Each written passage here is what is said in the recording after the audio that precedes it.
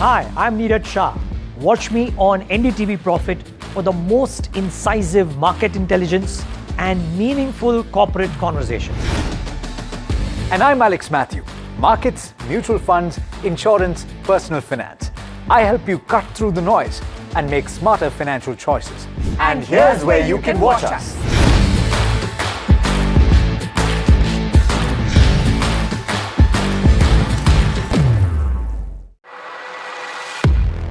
He has been tracking markets for over a decade, spots the trends before they hit the screen.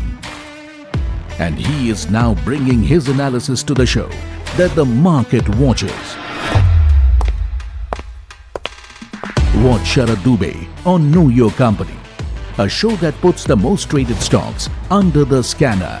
We dissect the company so that you, the investor, don't have to get the management to answer questions relevant to you. Watch Know Your Company weekdays at 11:30 a.m.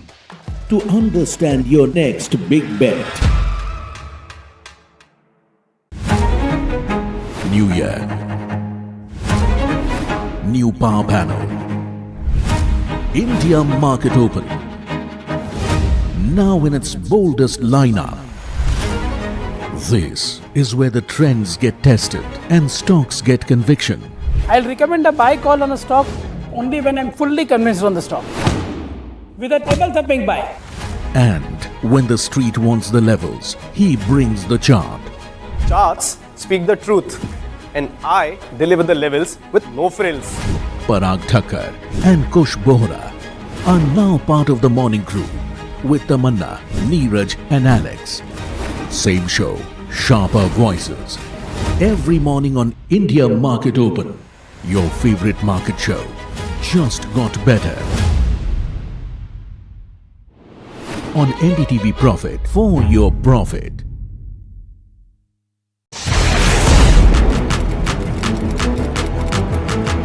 When the headline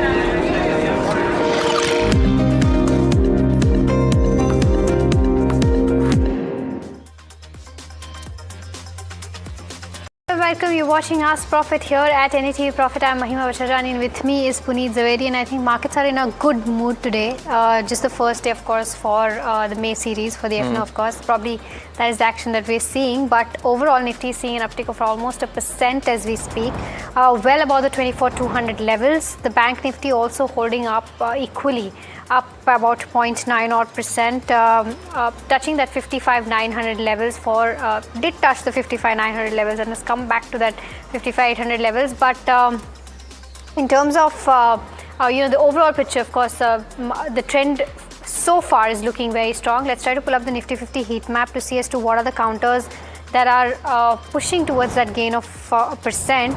You have counters like ITC, which is up 3.7%. NDTV, of course, it did break that. Sources are saying that there's another price hike round for them, or about 17%, and that's probably the reason as to why it's buzzing. There's Techem, which is now seeing some gains coming in, up 3.7%. Maruti Suzuki on the back of numbers. Coal India also second day of gains coming in for this one. But on the flip side, you have Dr. Reddy's, which is now gone back to that red territory, seeing profit booking probably today. Interglobe Aviation down 1.9%, followed by NTPC also down by about 0.8%. Let's quickly put up the sectoral heat map and see as to what sectors are doing at this hour of trade. You have your realty topping that chart, up 2.3%. FMCG is also doing very well, up 1.8%, followed by Nifty Auto. The only one in the red right now is Nifty Media, which is down by about 0.3%. Let's quickly pull up the advanced decline ratio, and that will give us a perspective as to how the broader end of spectrum is looking like. Not as good as what the benchmarks are doing, but still, you have around 1,400 odd advances versus that of 1,100 odd declines. But unfortunately, the gap, Puneet, is narrowing. Well, most certainly, we've gone from a 2-to-1 kind of favor in terms of advances now to a tad below that, and you can see that last hour of the trading session has been one of the key factors of converging both those. So it becomes important how we end today. Largely a day of broader markets as well. So the mid cap and the small cap also is the other key aspect. Now starting to see what's visible in the advanced decline ratio, that you've seen some selling and deceleration for the mid cap 150 as well. The small cap too is the other key factor, where you've seen selling also from the day's high, but still continue to maintain some bullish momentum there. But it's been a day of individual movers and outperformers in terms of quarterly results. And Bandhan Bank, Sapphire Foods also yesterday, and it is taking along with itself Devyani International, are some of the three stocks which are doing well. Pull up a CEAT, that also is one of the key factors that are doing well in trade today. Garden Reach, Shipbuilders are some of the other counters. CEAT has seen some selling from the highs, so has Star Health today as well. Let's pull that up, and so has Garden Reach. So over the last hour of the trading session, once those were rewarded in the morning, are seeing some selling gains as well. But let me welcome in our guest for today and start taking all your stock related queries now. I'm being joined by Kunal Shah. He is the senior technical and derivative analyst at Mirae Asset Share Khan, and Nirav Asher, head equity research at Latin Manhala Securities. Gentlemen, both of you, thanks so much for joining in. Let me go across, take the first query now on Finolex Cables. And Jaya from Bangalore wants to know if she can enter this counter right now for the long term. Nirav, a very good afternoon to you. One of the cheaper players in the cables and wire space, is it a preferred pick, or is it a good time to enter the stock now? Good afternoon, and thank you for the invite. Well, definitely the power generation and the power T&D space, both of them are in a very sweet spot at this point of time. And we've seen very good performances coming in from cable manufacturers. Cables have been doing very well, especially those which are catering to the extra high voltage space. So I think definitely does make a case for a long-term investment bet as far as Finolex Cables is concerned. Okay, the next one that we have is coming in on Anant Raj. This is from our regular viewer, Ekambar was writing us from Hyderabad. He's got 25 shares of Anant Raj, bought at the levels of 540. Wants to know if he can go ahead and sell this one and invest into something like an NCC. So he's already sitting on a loss. Kunal, very good afternoon to you. Would you recommend that trade? I think not right now currently. I think what we have seen in Anantaraj, there has been a lot of volatility. 460, 465 has been the demand zone for the stock. We have been reversing from those levels on the technical. That is important for the stock as well. So if it breaks 465, then probably one can see some selling pressure coming in Anantaraj. Overall, I feel there will be a consolidation here in Anantaraj. So I'm not expecting some big outperformance to come in, but probably I will tell him to divert it. If he wants to shift, then probably he can start accumulating at these levels, Bharti Airtel, and I think there could be a good upside in this month, where I can expect at least levels of 1950, 2000 on the upside. Well, got that view, Kunal, but let's go across, take our caller for today. Vijay Vada is where the call is coming from, and Aruna has a stock query for us. Aruna, very good afternoon to you. What's your query? Yeah, hi sir, good afternoon. Good afternoon, Aruna, go ahead. I'm having Apollo Tyres, sir. I'm having 500 quantity at 420 average. What is the long-term and short-term view on this? Got it, Aruna. And did you buy this very recently in terms of stock price? Because it's very close to the price where you bought it. So is this a recent purchase? Yeah, yes, sir. Got it. Well, Nirav, we've seen some commodity impact, but CEAT earnings actually were very, very positive and the stock was reacting today. Are you as positive on Apollo as well for Aruna? Well, I think tire companies have been doing generally quite well on the back of strong replacement demand, OEM demand, as well as export demand. But the raw material sensitivity is likely to play out in the first quarter, because till now, whatever stock is being used is the stock which is already there as a part of consumption. The inflated value stock will now come into play as far as Q1 is concerned. So we could see some raw material sensitivity which can impact the margins in Q1. So it's better to be a little bit cautious before entering into raw material sensitive sectors at this point of time. Okay, all right. So that's the view coming in on Apollo Tyres. The next one that we have is from Thomas B. George, who's writing us from Cochin. Is mentioned a lot of names here, but mostly from the defense pack. Wants to know, so I'll not take the name of all the stocks that he's mentioned, but basically from the defense pack, Nirav, from a long-term perspective, which one would you bet on right now? Well, there are a whole host of stocks, but I think what stands high in the list of priority is Bharat Electronics Limited, Bharat Forge. We could also be looking at solar industries, data patterns. I think these are a few stocks which are looking quite good. And apart from that, of course, the shipping companies which have been doing quite well, Garden Reach Shipbuilders, Cochin Shipyard.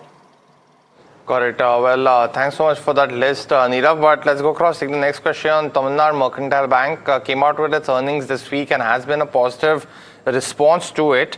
Now, Ramesh is asking this question and he has a 6-month view on the stock. He's bought it at around, he's asking if it's a good buy at 743. Stocks moved up from those levels. But Kunal, would you recommend that? Can you just help me out with the code for the bank? Yes, I can. 1 second. I'll just check it.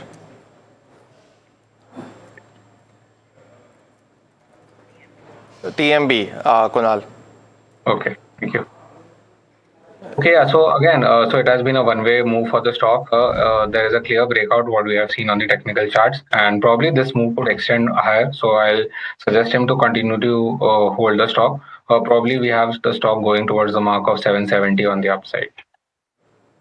Okay, all right. So that's the view coming in on Tamil Nadu Mercantile Bank. The next one that we have is on Oracle Financial Services. Our viewer wants to take a fresh entry in this one from a slightly long-term perspective. Would you recommend that, Kunal? See, I think, yeah, over Oracle Finance, what we have seen already a sharp rally that has come kick in for the stock. So no fresh entry at the current levels. 9,800 has been the resistance for the stock. So it's 150 points from the current market price. And the rally has been very steep. So I think probably utilize declines to buy the stock, not at the current levels. Now, again, the support for the stock on the lower end is around 8,745, 8,800 zone. So I think probably a dip towards those levels would be a good opportunity to buy the stock. Got that view, and you have earnings from Federal Bank flashing on the bottom of your screen. It's a key one that we continue to monitor. Profits up 22%. And as we look at some more details that come in, at least on that metric, its stocks seem to start to react a little bit at this point of time. But of course, a lot more on provisions and NIM is something to watch. Gross NP also has come into favor at 1.62%. But and the net NP also improved materially at this point of time at 0.2% on a quarter-on-quarter basis. But crucial earning for banks, as we've seen, the pressure on the index yesterday and day before on the back of the ECL norms. You've seen certain hits and misses in terms of reactions on the banking names as well. ICICI was definitely a hit. Axis was a miss in that sense, and you had a positive reaction on IndusInd too. But continue to monitor as we flash more numbers, and we'll keep coming back to it. Let's stick with the financial space though, and that's the provision number, as Mahima is pointing out. It's inched up materially on a quarter-on-quarter basis. So I think at this point in time, despite what's interesting is despite that almost a double increase in provisions on a quarter-on-quarter basis, you've seen the PAT increase by 22%. So the NII growth would be very strong for the company. So would be the other income, and we'll continue to monitor all those numbers. But decent numbers, at least on the face of it, from Federal Bank, and coming back to it as well. But next question also coming in on the financial space, and Gautam from USA is writing into us asking about ICICI AMC and if it's one of the recommended ones in the AMC space to buy. Now, Nirav, we've seen almost a 50% move from the IPO price. Is it still one of the picks according to you? We've seen Canara Bank actually disappoint. So did UTI, but ABSL was good. What's a good pick according to you? Well, I think one can accumulate ICICI AMC from a long-term perspective. Okay, all right. But it is advisable to accumulate on dips. Okay, all right. So that's the view coming in on ICICI Pro AMC. We've got Mohan calling us from Mysuru. Mohan, very good afternoon to you. What's your query about? I want to buy Team Lease Services. Whether can I buy for long-term horizon? Okay, Mohan, got your question. Nirav, any view on this one? This provides staffing services, and basically the fortunes of this of the services industry. So if there's a pickup in the services industry, especially the IT sector and the banking side, then we can see an improvement in the prospects going forward. So I think this can be accumulated, but in a staggered way. Got that view, Neerav. But let's go across, take another call now from Hyderabad. Ravi has a stock query for us. Ravi, very good afternoon to you. What's your question? Yeah, very good afternoon. My query is on Vedanta. Since it's going for demerger and today is the last day for eligibility, I just want to know post demerger what will the share price of Vedanta and other entities, and also is it a good time to enter into this stock? And my time horizon is next 1 year. Got it. Well, Ravi, of course, there will be a value discovery process, and the division of the shares is already mentioned because it's 1:1. So based on that, I think the company will be decided. But your second question, quite pertinent. Neerav, coming back to you, do you feel that Vedanta is a good prospect to look at before the demerger right now? Well, definitely yes, because of course, post demerger, you will have a lot of value unlocking which is likely to take place. And as we've already spoken earlier also, that there's going to be a lot of focus on capital allocation. What kind of capital allocation is required for each of the respective businesses? Their fortunes are going to be different, their prospects are going to be different. So it's going to be an exciting play going forward once the demerger takes place. Okay, all right. The next one that we have is coming on Cohen's Life Sciences. Our viewer says that it's up almost 30%. What is the right levels to make an entry? Kunal, your view? I think yes, definitely we have witnessed a sharp move. Already the stock was beaten down. So here now the supports for the stock shift somewhere around the mark of 420, 430. So I think that would be a good level to accumulate the stock, and probably from those levels one can see the stock coming back towards 500 on the upside. Okay, we've got Anjali calling us from Bengaluru. Anjali, a very good afternoon to you. Go ahead, ask your question. Yeah, very good afternoon to you, ma'am, and all of you. Yeah, ma'am. Actually, I'm having one stock that is HBL Engineering. HBL Engineering. Yes, ma'am. So it's a long back I bought it at around 970 average of 400 shares. So I just wanted to know what is shall I average or shall I hold? Okay, Anjali, got your question. Kunal, your view on the charts for this one? It's trading at 818 right now. Her buying price is 970. Do you think it makes sense to average right now? I think 740, 750 has been a good demand zone for the stock, and we have been able to protect that and reverse from those levels in the recent move what we have got. So I'll not recommend to average at the current levels. Continue to hold what you are holding at the current levels. Probably you will get an exit point in this move. On the lower end, if 740, 750 zone is breached on the downside, then probably one can expect a further correction into the stock that could take down the stock again back to the swing lows of at least 450, 500 on the downside. So I think 740, 750 is a good level to watch out for. If that is breached, then exit your longs. The next question, and got your view, Kunal, is on Muthoot Microfinance, and a viewer, Ajit, has actually bought into this counter at, let's pull up the counter actually, at 258 he's bought at. So he's currently sitting on a loss holding 400 shares. Should he continue to hold here, Kunal, or average down? What's the chart view? Here, the 200 has been a very strong hurdle for the stock. Whenever we have been trying to surpass that, there has been selling pressure. So since we are trading around 191 on the current market price, if 200 breaks, then probably there could be a move that could take the stock towards 220 on the upside. My suggestion would be to keep a stop loss of 182 on the downside on a closing basis. If that is triggered, then exit your long positions in Muthoot Finance. KFin Tech is the next counter that our viewer wants to know about. Can I purchase this counter at the present price from a 1 year time horizon is what he's asking. Kunal, would you recommend that trade? See, no, definitely not. See, we have seen the Nifty capital market has been making new highs, and there are certain stock within this space which have been trading in a downturn and have not been able to surpass the previous swing high. And KFin Tech is one stock which is there in my radar. Today is the result, so probably there would be some volatility there into the stock. I would not recommend to buy at the current levels for the stock. On the higher end, if the stock surpasses 1040, 1050 on the upside, then a buy could be triggered. But from the current levels, definitely not an entry point. Got that, Kunal. But Kunal, Nirav, as well as our viewers, it's now time for the rapid fire round in this edition of Ask Profit. Request you both to keep your answers on buy, sell, and hold, so we can take as many queries in the next 3 minutes. First question coming on Indian Bank. We've seen the result just flash before Federal, holding 200 shares at 952. V. Murli is asking, Nirav, any view on the stock? Hold. Garden Reach bought at the levels of 2846. Continue to hold, Kunal? Yeah, definitely continue to hold. Probably we can see new highs towards 3005 on the upside. Good set of numbers for Garden Reach today as well, and so for CEAT. Now, Kunal from Chennai is actually holding shares at 3787. Asking what you should do now. Kunal, what would you recommend? I would think exit at the current levels for CEAT, probably book some profit, and you will get low. Good time to invest into BHEL, Nirav, from a long-term perspective? Yes. Praj Industries bought at 528, 200 shares by a viewer. Kunal, should he continue to hold? Has been a volatile counter in the last year. Yes, definitely continue to hold, can see further upside.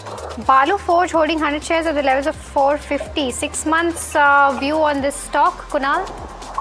So I think again the 6 month view is positive. Looks like the stock is likely to go towards the mark of 600 on the upside. On HDFC AMC, we took an AMC view on Funda, but on HDFC AMC, Kunal, do you have a view for a slightly more longer term based on charts? So I think yeah, definitely we can see some more upside into the stock. 2880 is what I'm eyeing in the very short term. The next one is from Parth Shah, Lumax Industries and FIAM Industries is where his positions are. Continue to hold, Nirav? Yes, hold. Partha from Chennai is asking, why does PFC trade at such low valuations? What's your view here, Nirav? Well, I think asset quality issues is something which continue to haunt the stock. So I think that is something which one needs to be wary of. And should he hold if so? No, I think we should exit. Okay. SJVN from a short-term perspective, is this a good time to enter? Shankar from Bengaluru wants to know. Kunal? So I think again power stocks have witnessed good rally. Continue to hold. If you are holding it, keep a strict stop loss of 77 on the down. Okay. Aptus spotted 274 by a viewer, MM Kapoor. What should he do now with this, Kunal? I think continue to hold. We can see the move getting extended towards 285 on the upside. Tata Steel bought at the levels of 191. 4,000 shares is what Nageswara Rao is holding. From a long-term perspective, continue to hold, book profits, Nirav? Add. Vari Energy is bought at 3470 by Dipti. Should she continue to hold here, Nirav? Yes, hold. Skipper Limited, new entry in this counter or continue to hold what our viewer is holding? Kunal, your view? Again, continue to hold. The next question is on Bank of Baroda. Our viewers holding shares very close to the current market price. Nirav, should he continue to hold? Hold, yes. Okay, the next one is on HDFC AMC. From a 1 to 2 year point of view, is this a good time to make an entry, Nirav? Yes. Rajo Engineers, I know Kunal, a very small counter, but our viewer Saurabh has bought into it at 65. Should he continue to hold the 600 shares? No exit. Eternal bought at the price of 300, I believe. Sitting on a loss right now. Can he continue to hold, Nirav? Yes, hold. Is L&T a good pick or wait for more time for the results to come in, Nirav? Wait for the results. IDBI Not to enter at the moment, sorry. Okay, got it. IDBI Bank bought around 77. Hold or sell before quarterly results, Kunal? Hold with a stop loss of 72. Geo Finance bought at 358 by Gautam. He's asking a short-term view here, Kunal. Continue to hold, can go towards 270. 270, got it. Well, that's the end of the rapid fire as well as this edition of Ask Profit. But Kunal as well as Nirav, thanks so much for helping us solve 29 to 30 queries in this half an hour. And with that, that has helped us to cross 100 queries for today. So thanks so much to all you viewers who sent in your queries. But all the time in this edition of Ask Profit, thanks so much for watching. India Market Close comes up next.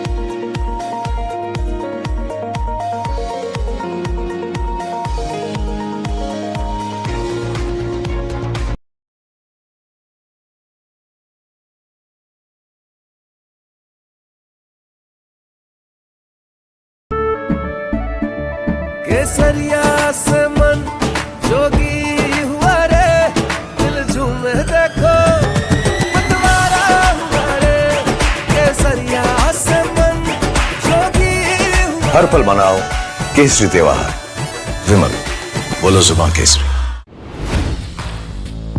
Hi, I'm Tamanna Inamdar.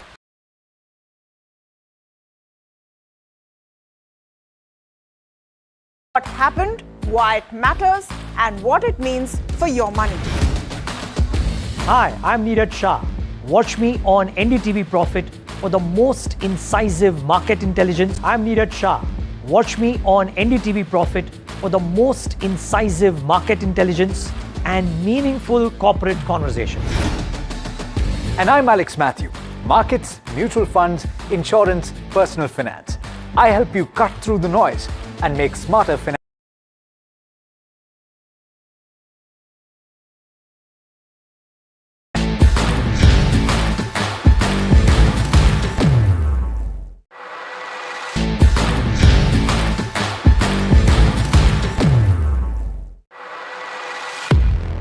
He has been tracking markets for over a decade, spots the trends before they hit the screen. And he is now bringing his analysis to the show that the market watches.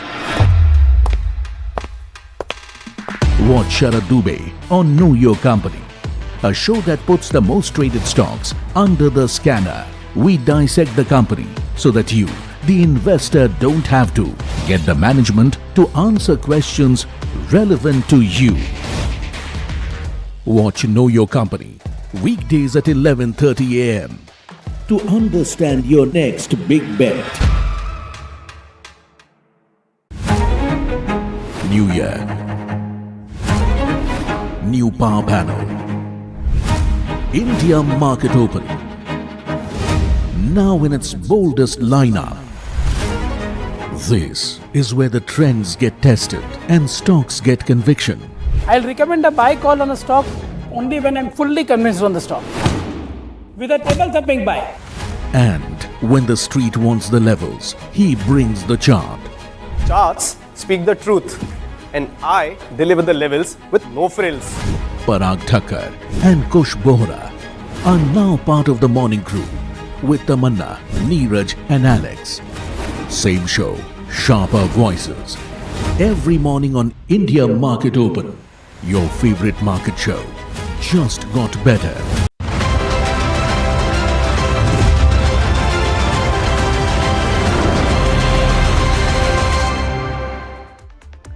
Welcome, you're watching India Market Close and it's been quite an afternoon. You're about 200 points up at 24,200, but it's been a fair bit of a cut on the Nifty and the advanced decline ratio actually narrowing through. Pull up the intraday chart and you'll see what I mean, that this 1% and this 200 point uptick is definitely looking good. But in the last half hour or so, you've seen a bit of a slide coming in and a fair bit of profit booking, but we're holding up above the 24,200 mark. Alex, I think that is one big reason for relief, that you're holding up above 24,200. A lot of factors coming in, including the new series. Absolutely, and quite a few of the frontline companies in focus, but I do want to talk about the broader markets as well. The slide that you're seeing for the benchmark Nifty 50 is also visible if you pull up the intraday chart for the mid-cap index, which has erased all of those gains. Much sharper. And you pull up the small cap index as well, and you will see that we're trading now with gains of just about 0.6%. We were over 1% higher at the start of trade today, and we more or less held that. And take a look at the advanced decline ratio that Tamanna was mentioning. You now have a meeting of those two worms. They've been inching closer together in that last half an hour, and they finally met. Let's pull up the Nifty heat map for you and see where the pressures are, and the sectoral heat map will also help us see where the pain point is. We reported that ITC is going to increase its prices, and those channel checks have shown some price hikes have already been taken. 3.5–4% up on that NDTV Profit news break coming in. Tech M has made a smart move up. Maruti after his results. And remember, the first reaction to the results was negative, but once the street has heard from the management, the con call, the interview, completely. That one data point, and amongst other things, has seen Maruti boost up. Coal India is doing well. RIL is firing today, which is why you have enough and more to continue to celebrate on the Nifty. DRL, this is profit booking because they actually have pretty good news, right? They have the nod for their semaglutide product in Canada. That's opened up the pathway for them. That's about 2% down. Indigo seeing profit booking. It had opened up very strong through the day. That's about 2% down. The Nifty contributors gives you that picture even more clearly that you've had some profit booking coming in, but not a negative move. The ICICI Bank is making up half of the 36 points that is down on the Nifty today. But the sectoral heat map is also important to watch, Alex, from the point of view of where the pressure is coming in. And it's just a smattering of stocks, really. Consumer durables, mid-cap select. And yes, there is a drop from highs, but FMCG is what's firing today. It is, but my eyes are drawn to the Nifty Bank and the private banking index, right? Because just about flat for the private bank index or the PSU banking index, and the Nifty Bank just about 1/3% higher. There hasn't been too much of a participation for the banks, but you said it. FMCG is up and about 1.8%, realty is buzzing again, and auto as an index is doing particularly well. Just at the end, I want to very quickly pull up the individual names from the broader markets, and quite a few stocks that are reacting to numbers. You will likely see Bandhan Bank if you pull up the constituents for the Nifty 500, and we'll have a look at that if possible. You have Sapphire Foods, you have Bandhan Bank that's doing particularly well. Godfrey Phillips is doing significantly better than ITC from that perspective. RBL Bank also reacting sharply. Vedanta to the numbers I as would well. say Devyani and Sapphire are also the eternal impact, because the kind of improvement they've seen in food delivery business as well is telling you people want to order and want to order a lot of junk maybe. And PFC REC stands out on the other end in terms of the pair that is losing ground. PFC REC losing ground. Cohan's Life in for profit booking, which is very understandable at this point. Just the Nifty intraday. Let's just see the Nifty intraday. The Bank Nifty intraday for a second. Nifty intraday is also fine, but I want to see the Bank Nifty intraday for a second, because if you're wondering where all of the pressure is coming in, it's here. It's the banking stocks which from its high have pared down a fair bit. And that's the real story, isn't it? Nifty is seeing selling pressure above 24,300, but has managed to find support at the 50 DMA. That's 24,170 to 24,200. That's the range. The small and mid caps are showing strong momentum for a second day. FMCG, auto, real estate are leading among sectoral indices. Supports now for the Nifty at 24,170 to 24,100. Resistance at 24,300 to 24,350. The Bank Nifty continues to show weakness compared to the benchmark and is struggling to get past the 56,200 mark. Supports at 55,400 to 54,300. Resistance at 55,800 and 56,000. So early gains really have come off completely. Kush Bora joining us this afternoon on the show. We'll get a quick word with you. Sudeep Bandupadhyay also with us on the show this afternoon. Kush, that knock that's coming off, that profit booking that's coming off, do you see that deepening? Hi, first of all, very good afternoon. I know this is a short weekend, but markets still have one more day to go. I wonder what they're celebrating, right? This is a good run. This is a good run that the markets have had. I would say slightly unexpected, perhaps bordering on slight irrational exuberance. But it's good to see that there is some money being taken off the table, because you don't want to get overheated or run up too fast. So it's a good thing that the markets are cooling off just a tad bit. Now, on the whole, if you see the setup, yes, remains positive.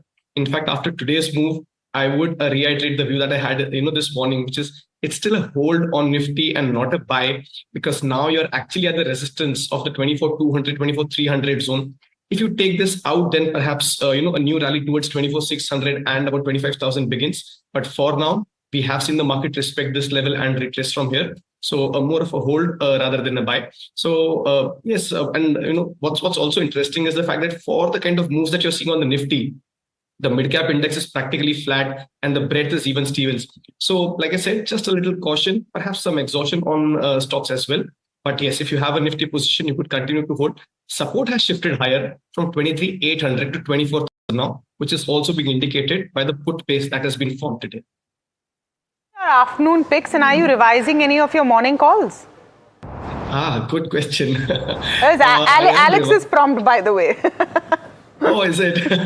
I think he tracks my calls more closely, I suppose, right? But no, he's quite right. I have two updates, in fact, three of them. Let's start with the picks first. Ingersoll Rand was the weekly pick we had, this Monday. The stock is doing well, gaining ground. The eventual target on this one is 4,600. But with the kind of up move, you could still buy or definitely hold for targets of 4,400 and 4,600. If you did buy at lower levels, you can shift your stop losses higher to about 4,150 levels, 4,100 levels. The risk reward ratio is still favorable.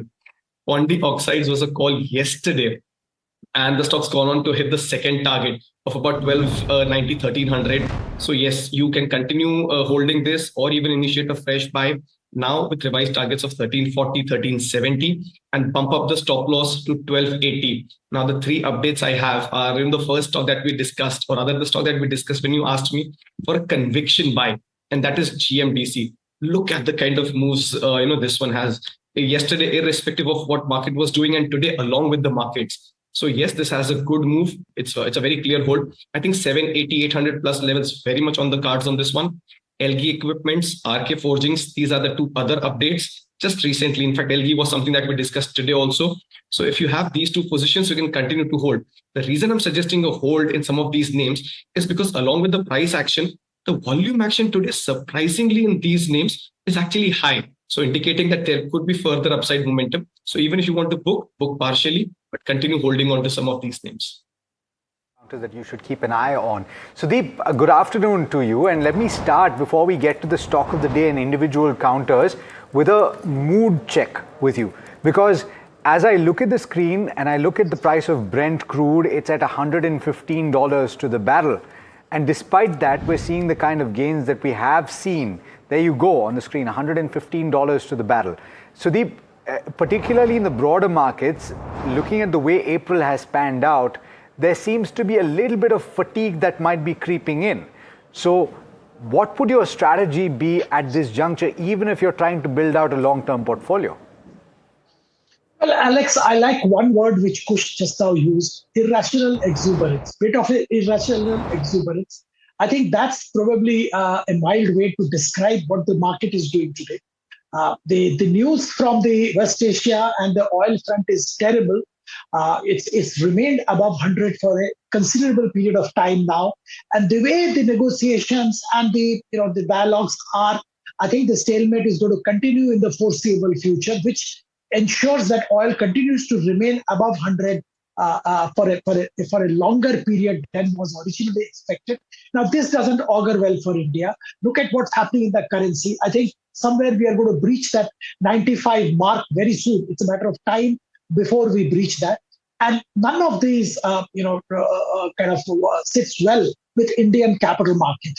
So I think it's better to be a bit cautious. On the domestic front, we have an El Nino staring at us, which will lead to deficit monsoon rainfall. Again, that's not good news.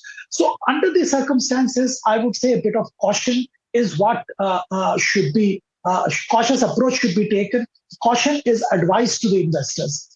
As far as building a portfolio and looking at a long term is concerned, Alex, yeah, of course. I mean, you can start nibbling in slowly, good quality stocks. I think nobody can catch the bottom or the top. So if you are planning to build a portfolio for long term, yes, there are opportunities to do so. Results are coming out every day, and you can look at what the companies are doing, which companies are performing well. So you can think of building a long-term portfolio, but short-term, there is tremendous volatility and uncertainty ahead of us. Okay, let's talk about the stock of the day. It's Bandhan Bank that is getting that top slot, rallying sharply today after strong Q4 earnings backed by positive brokerage calls. Sharad joining in for more. Sharad, why is this stock of the day? Well, interestingly, it is doing really well when it comes to the bottom line numbers, and it seems like there is a turnaround at play as well. But let's look at the key reasons why Bandhan Bank is buzzing in trade. The stock is up 14% in today's market session, and good volumes is also coming in. It has touched its one-year high on an intraday basis, and also looking at the key levels, the bank has reported a strong set of quarterly numbers. But let's get into the details about it. The slippages and the SMA pool, that has declined steadily. So net, the operational numbers, that seems good. The asset quality has improved, and also there has been an improvement in the yields and the funding cost, and that is why we are seeing a good up move in the stock. Apart from this, the other income, that has been supported by a strong fee income growth as well. These are the key reasons for which we have seen a good move coming in, and of course the PAT growing on back of lower credit costs. So 2-3 operational parameters doing really well. The MFI and the unsecured loan challenges is still there, but it has normalized a bit from its EEB book. This is one of the categories which we track. The share on the secured lending, that has also improved to almost 56.2%. Of course, we had seen a little bit of correction in the stock, and the base itself was on the lower side. Because of that, the management commentary also seems like the turnaround is at play. We had a conversation also with the management earlier, and that is what we are seeing. The recovery is underway, and growth is also doing well. And of course, the target prices which have been set by the broking houses, they also seem to give a bullish look. And right now, the stock is trading near that 200 mark. Sudeep, and thanks so much for that, Sharad. Sudeep, specifically on Bandhan, asset quality improvement is there, but slippage is still over 10,000 crore rupees in the quarter gone by.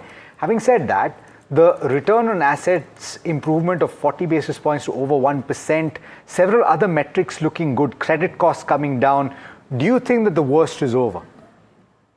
I do. I think, Bandhan Bank used to be predominantly an unsecured book with the predominance of microfinance loans.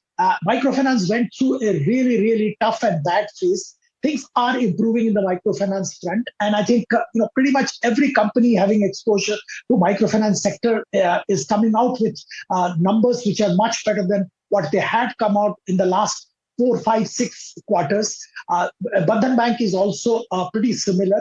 They have increased their secured book as well significantly. So their balance is coming in the book, a balance between secured and unsecured. Credit cost has come down.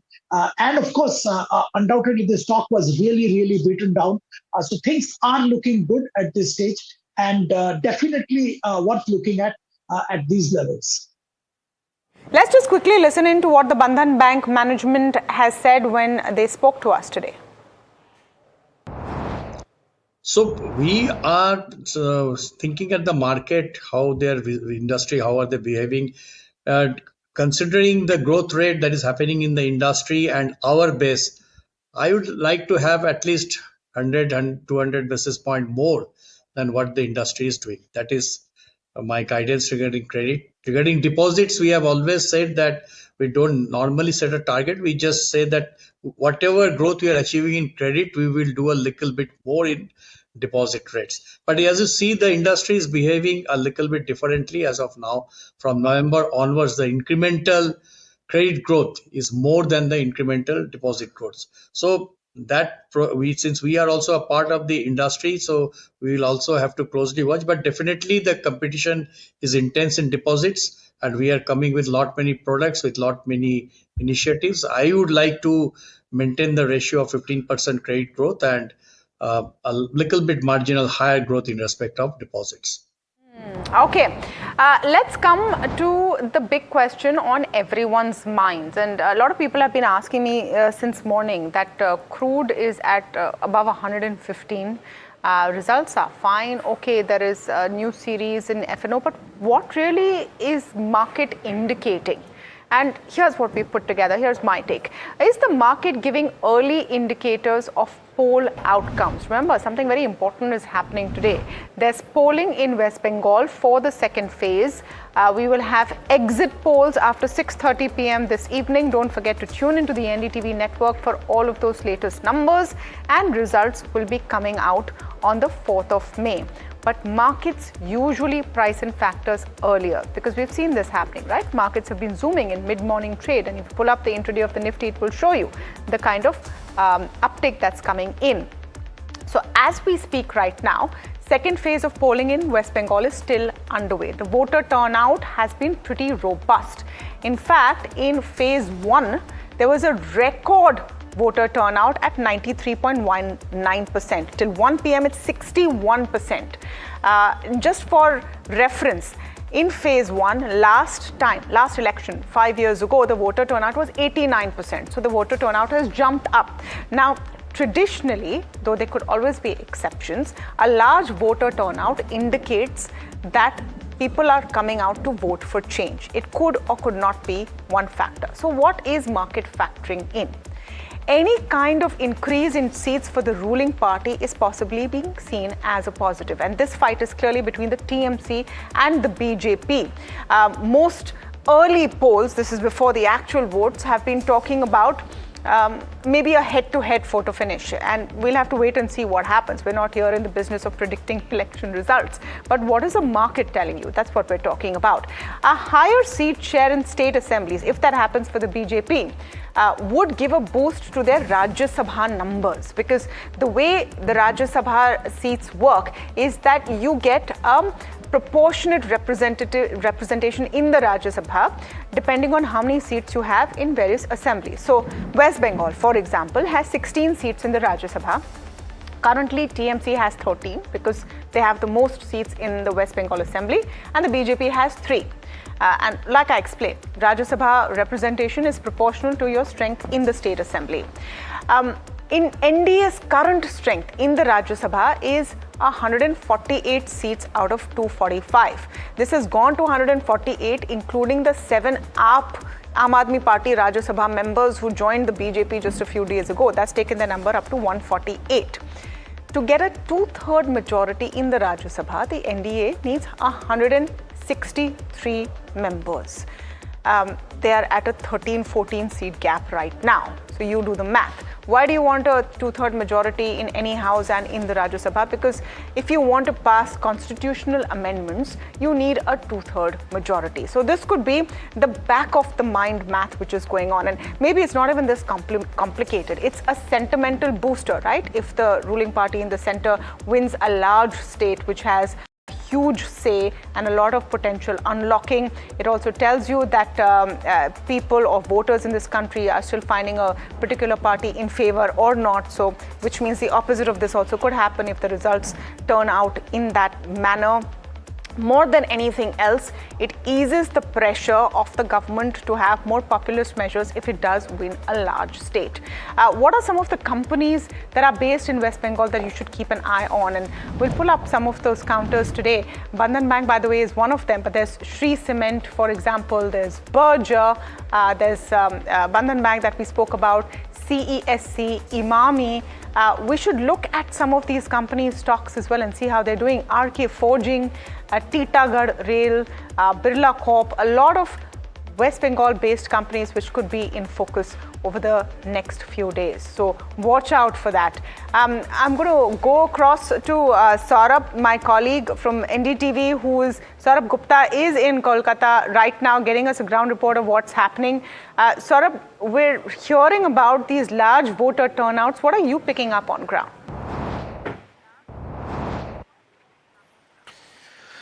Well, definitely large voter turnout, and there are 3 reasons for that. One is because of the SIR. A lot of these, voters who didn't exist, or voters who had moved, or voters who died have been removed from the list.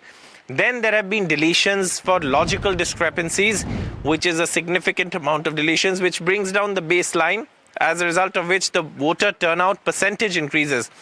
And after that, what we've also seen is a massive mobilization by political parties as well, because this is such a hard-fought election. So you see more people coming in. And I'm actually in one of the districts that is also seeing a little bit of, tussle today. A lot of headline-grabbing stories coming from this district. So obviously, this is an election that has been built on the premise or built on the campaign and the, narrative of jobs, industry, bringing businesses back to Kolkata. Kolkata, as you know, at one point was, not only the financial capital, but, also, the industrial capital of the country. And that title has shifted to Mumbai. So there's a lot of campaign around those issues and bringing businesses back. And that's been the center point of the BJP's campaign, to bring jobs back, etc. So yes, that's one of the key issues in this election. Absolutely, Saurabh. Thank you for that. It looks very hot out there. Stay hydrated, stay safe. And we'll keep getting you those ground reports. Nilanjan Mukhopadhyay, senior journalist, also joining in just to give us perspective of what could turn out to be an important story that the market watches over the next couple of days. In any case, markets love watching elections one way or the other. There's always an interest in what's happening. Nilanjan, how pivotal is this election? Well, it is very important because West Bengal has been, kind of the last fortress, which Mr. Modi has been wanting to, go and actually politically capture. For Mamata Banerjee also, it's very important to win this election because this is coming at a fairly, at the end of a fairly long tenure in politics. She's been in politics from 1984 parliamentary politics when she defeated very stunningly the left CPIM stalwart Somnath Chatterjee, who was at a later point the Lok Sabha Speaker. So it's a high-stake election for both the two leading protagonists, Narendra Modi, the Prime Minister, and Mamata Banerjee, West Bengal's Chief Minister. It's also been an election which has been fought by both parties on very similar issues, identity. But then the definition of identity has been different for Trinamool Congress or Mamata Banerjee and for the BJP or Mr. Modi. The BJP has repeatedly been saying that this is essentially about Hindu consolidation. Suvendu Adhikari, the BJP candidate who is challenging Mamata Banerjee from Bhawanipur, her assembly constituency, has been openly saying since morning that all Hindus are voting for the BJP, which clearly means that the BJP is not looking for non-Hindu votes. Now, in contrast, Mamata Banerjee has been playing up the inclusive Bengali identity, which does not talk about religious identity, but only talks about the subnational Bengali identity. Yes. Likewise, the fear factor which we keep on talking about.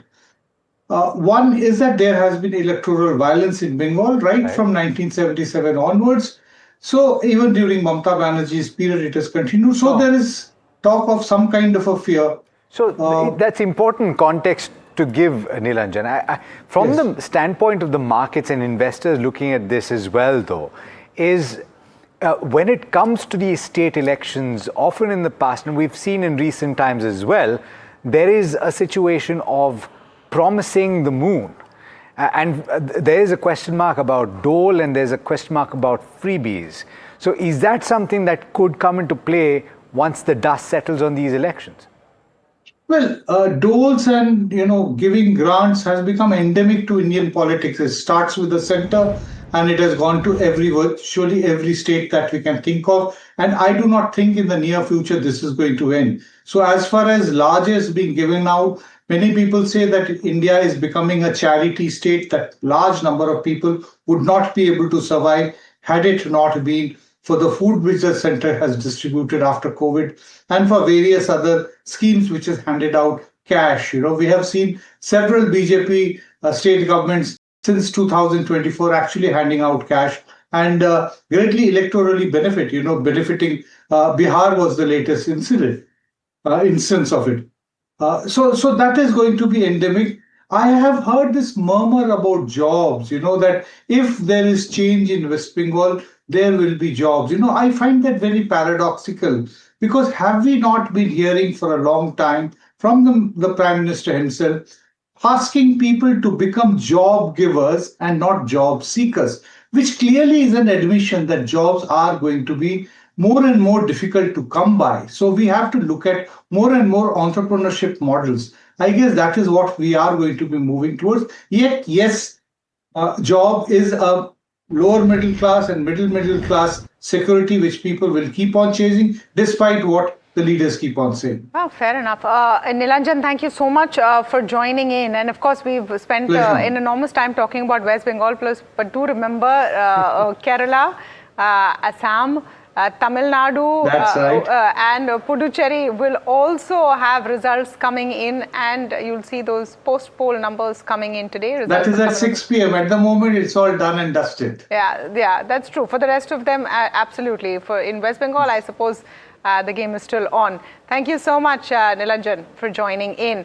All right, Kush Bora there with us, as is Sudeep. Sudeep, just want to get your take on whether this is more of, I would say, interest of the market, or is it an actual serious factor that we're looking at? Well, honestly, Tamanna, I think it's the interest of the market. There are multiple factors which are steering the market, which I talked about: the global oil prices, currency, El Nino and monsoon deficit. I think they will have significant impact on the market one way or the other. The West Bengal election, yeah, it's a sentiment. It's a feel-good factor, one way or the other. But beyond that, I don't think it does have a actual impact on the markets. Some Kolkata companies may be happy, may not be happy, but that doesn't move the needle. I think it's definitely a sentimental impact, nothing beyond that. Okay, all right, and some of these companies are buzzing in trade today as well. Bandhan is in fact the stock of the day, but it's cooled off from the high point, it must be pointed out. Bandhan is because of his good numbers. Sure, I'm not stating otherwise. But what are the stocks that are buzzing, and what is the chatter in the dealing rooms? There's quite a bit that is happening. We're at the start of a new series, there's earnings to talk about, there's election results to talk about. Soumit Sarkar joining in to tell you what he's hearing from the dealing rooms. Good afternoon, Soumit. Good afternoon, Alex. A few stocks, yes, the market has been a bit volatile in the last 1 hour. We did see a downtick coming in, largely led by banks, but few stocks continue to remain in focus and continue to lead the uptrend. Firstly, it's Bharti Airtel. Now, there are buy flows on institutional desk is what dealers are indicating. Both foreign and domestic institutions have been accumulating this counter in trade. Dealers indicate that the selling pressure is largely over and all the negatives are now priced in for this counter. For Religare, there are buy flows on the HNI desk. Dealers expect that the record date for the demerger will be announced very soon in this counter, and they're also expecting some stake sale news in the insurance arm that could come in going forward. For Honasa Consumer, there are buy flows on the large HNI desk. There's a buzz of a potential acquisition announcement that could come in from the Honasa's side. And lastly, when it comes to Exide Industries, there are buy flows on the PMS desk on this counter. The stock is on an uptrend, and dealers indicate that the fourth quarter numbers specifically are expected to be quite strong operationally, and that is one of the reasons why there are buy flows coming in on the PMS desk for Exide. Okay. All right. Thank you for that, Soumit. We've been talking about domestic factors, but the fact is that global markets are still very watchful amidst the ongoing geopolitical tensions and uncertainty around energy flows, trade routes, and so much more. The latest coming in on that front, as per reports, is the US administration claiming the Iranians have asked for more time on the latest proposal. They want to get an okay from their supreme leader and then come back. And they've asked for a few days. So that's where it stands. Maybe that's some of the pressure that's easing off the markets as well. But to get a sense of how this entire situation can progress with Brent at 115, we're joined now by Martin Wolf. He's a veteran journalist and the chief economics commentator for Financial Times. Martin, thank you so much for your time and joining in. We seem to be in the middle of an uneasy truce between both sides. Do you see this sustaining? Well, first of all, one has to stress, I think, that nobody knows what's going to happen next. Possibly not the administration in the US, and particularly Donald Trump, or the Iranian government. And I certainly don't know. But the impression one gets is that both sides would like the fighting to end. And I think both sides would like the Straits of Hormuz to reopen. The question is whether they can reach terms and trust each other enough to achieve this. Martin, you've said recently that oil could hit $200 a barrel if this situation continues, and this is easily one of the biggest crises to the free flow of oil in recent times. Does that seem less likely to you now? Yes, that rested on the assumption, that forecast, possibility that the Straits would remain closed for up to a year and there would, in addition, be substantial, long-lasting damage to oil facilities in the Gulf. Obviously, the Gulf is a fantastically important producing region, so if its output is out for a very long time, it's going to have a dramatic effect on world prices. That now seems much less likely than feared a few weeks ago, because the fighting has, at least for the moment, stopped, and it looks as though both sides would like to make that permanent.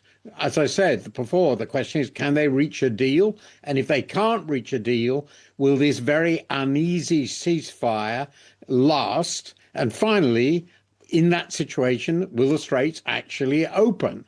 But at the moment, things look better than the worst possibilities as we saw them a few weeks ago. Definitely seems to be the case, which is why not too much panic in equities, even with Brent at 115. But do you see any situation, Martin, where we go back to the world how it was before, where passage through the strait is free?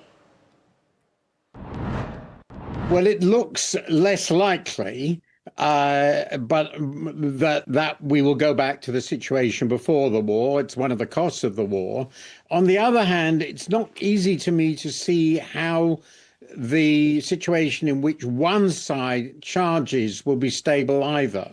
I don't think the Americans and America's allies, who are important in this, very important, as allies and as producers, will be happy just to pay Iran sort of protection money. On the other hand, I think Iran will be very happy if the US unilaterally starts charging all these tankers.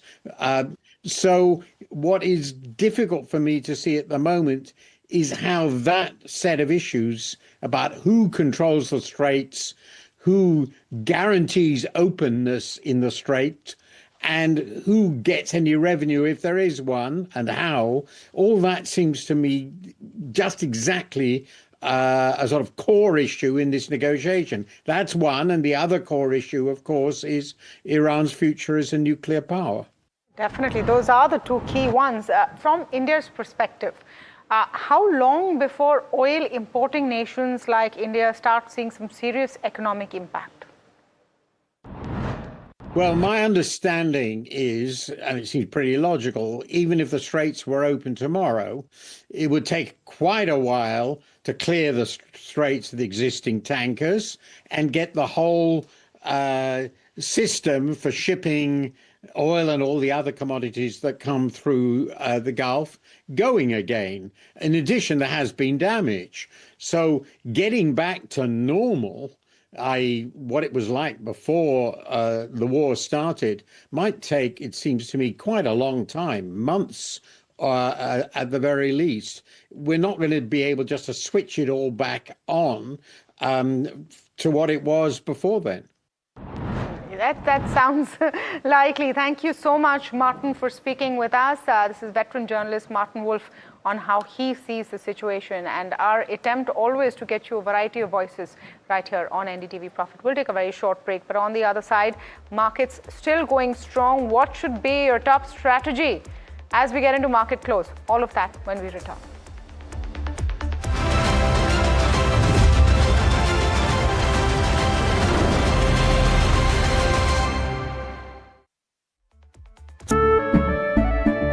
केसरिया से मन जोगी हुआ रे दिल झूमे देखो मतवारा हुआ रे केसरिया से मन जोगी हुआ हर पल मनाओ केसरी त्योहार विमल बोलो जुबान Kesari. Hi, I'm Tamanna Inamdar. Watch me on NDTV Profit, where I break down the day's biggest business stories. What happened, why it matters, and what it means for your money. Hi, I'm Neeraj Shah. Watch me on NDTV Profit for the most incisive market intelligence and meaningful corporate conversations. And I'm Alex Matthew. Markets, mutual funds, insurance, personal finance. I help you cut through the noise and make smarter financial choices. And here's where you can watch us.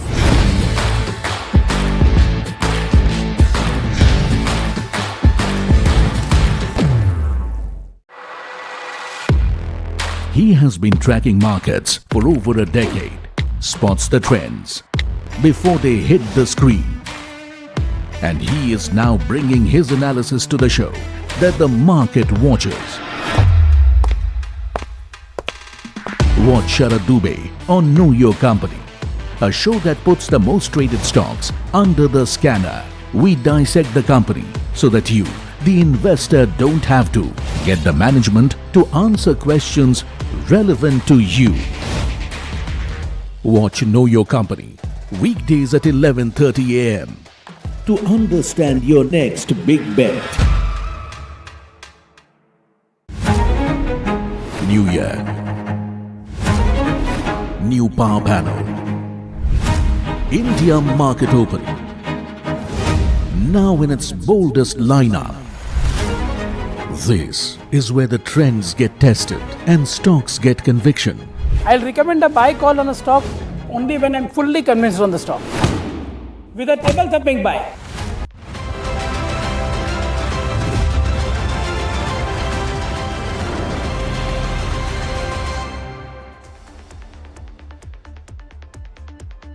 Welcome back. You're watching India Market Close, and we may be off the high point of the day for the Nifty 50, but we're holding with gains of above 0.8% and very close to that 24,200 mark.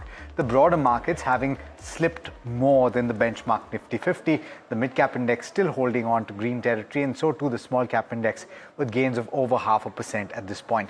It is even Stevens on the advanced decline ratio as well. We're joined by Shivangi Sarda, analyst, equity derivatives and technical at Motilal Oswal. Shivangi, thanks so much for taking the time. It's been described as a sell-on-rise market in the recent past. Does that continue to be the case? And would you take money off the table if you managed to ride the rally in April? So very good afternoon. Thank you for having me. We've seen that, of course, April has been quite volatile, but over and above, we've had a good amount of short covering move that has kind of given a decent rollover, not ahead of its 3-month average. But of course, we've seen that this immense amount of OI shedding has been quite positive for the entire index if we talk about the entire April series. Now, looking ahead for the May series, we've seen that the indices had, of course, started on a very good note and inched towards 24,350 marks. But then again, we've seen some bit of profit booking at the higher levels, which is still not a problem because we've not breached the important support levels and we're still making higher bottom from the last three sessions. So overall, your buy on decline should continue over here. Of course, volatile cues would continue because of the global concerns and the election results that we are awaiting next week. So watch out for those cues. But of course, stock-specific action could be capitalized in this kind of a market. And speaking of that stock-specific action, Shivangi, what would you point out as the key opportunities that you're seeing? So for the stock-specific, first up, I'm of course looking at some of the metal names. Of course, today we've seen a bit of it giving up strength at the highs, but overall this entire space is quite positive. Some of the auto names, specifically the two-wheeler stocks, are picking up in momentum, and one could look at Eicher Motor for that matter. But overall, one can also look at some of the fertilizer name stocks. On my radar, Deepak Fertilizer has been one such stock which has consistently shown higher top, higher bottom on the weekly basis and is consolidating at the higher zones from the last 8 to 9 odd trading session, which is making a comfortable base out here. So these space and stocks could be looked out for. Okay. Shivangi, stay on with us. Time for a special report. If you're wondering why, despite higher Brent prices, there doesn't seem to be any panic, and yes, this is a well-managed situation, but what could have been a severe impact of the Strait of Hormuz closure on global crude supplies has turned into a relatively lesser problem or lesser harsher problem, with traders opting for alternate routes to fulfill demand. So Amit Sarkar is explaining to us how oil seems to be leaking through even with the Strait of Hormuz shut. Somit. Yes, the Strait of Hormuz is shut, and that shutdown could have impacted or around 20 million barrels per day of crude and final product movement. As you can see from Strait of Hormuz, nearly 20 million barrels per day of crude and final products used to move pre-war. But now, given that war has started, war is ongoing, the Strait of Hormuz is shut. But then still, despite that, there is some oil that has been flowing. Firstly, it's the oil that is coming in from Iran. On a limited basis, around 1.2 million barrels of that is continues to flow via the Strait of Hormuz. So that is one factor. Apart from that, then there is that UAE by routes that are been followed, and from there around 1 million barrels per day of crude continues to move. So around 2.2 million barrels from Iran and UAE continue to move. Now the biggest one comes in is from Saudi Arabia, the East-West pipeline. From there, around 5 million barrels per day of crude is still flowing. So this total comes to around 7.2 million barrels per day of crude that continues to flow despite the fact that Strait of Hormuz is shut. Apart from that, there is IEA emergency release, which stands at around 1 million barrels per day.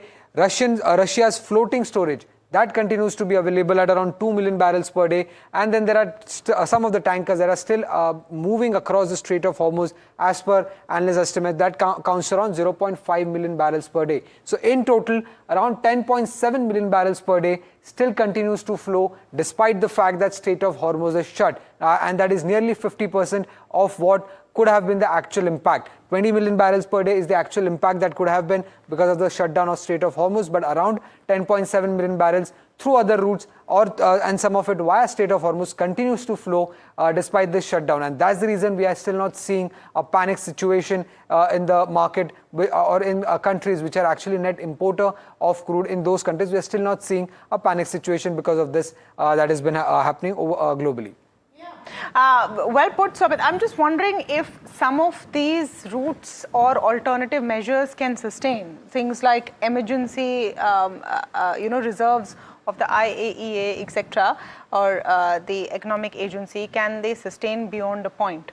So that's going to be interesting to see. Ashish Chaturmota, Managing Director and Fund Manager at Apex PMS, joining us in the conversation. Of course, he's from JM Financial. Ashish, very good afternoon to you.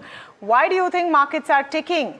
And do you think it's time for some profit booking at these levels, or more momentum is what you see? Hi.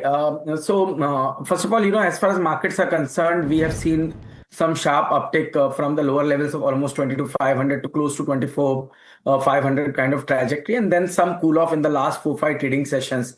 More to do with what is happening with rupee, with the volatility index, and particularly the kind of inflows we have seen in the equity market from the retail as well as the domestic institutional investors.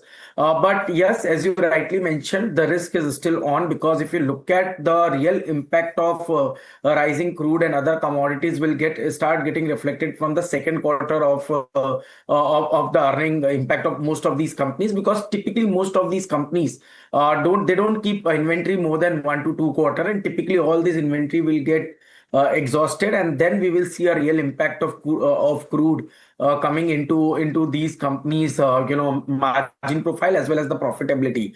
So market is a little bit nervous about that fact, and I think that will keep markets in a kind of sideways trajectory. We don't expect market to see a sharp sell-off from current levels. In fact, on any day you will see a lot of buying interest which will start coming. So ideally anything anywhere around 22,800, 23,000 people are waiting to get into the market. But at the same time, it's not going to be easy for market to really cross or sustain about 24,500, 24,600 on a sustainable basis, because most of the large cap sectors like banking and IT are not ready to participate in the rally. Understood. We're seeming to have a little bit of trouble with your line. Let's fix that. In the interim, let me go across to Shivangi on a couple of these private sector banks. That's exactly what Ashish was pointing to. So if there's been a tad bit of pressure on the downside for ICICI Bank in particular today, and the Nifty Bank has failed to participate in the recent past, is there something that gives you the impression that could change in the near term, or are we likely to see further pressure on the downside?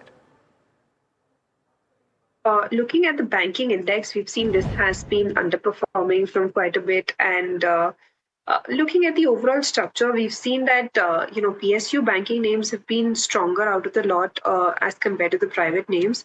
ICICI Bank has given up strength from the last 6 trading sessions, consistently making lower top, lower bottom, and now broke its key exponential moving average as well on the daily frame. So there will be some bit of pressure that could continue here.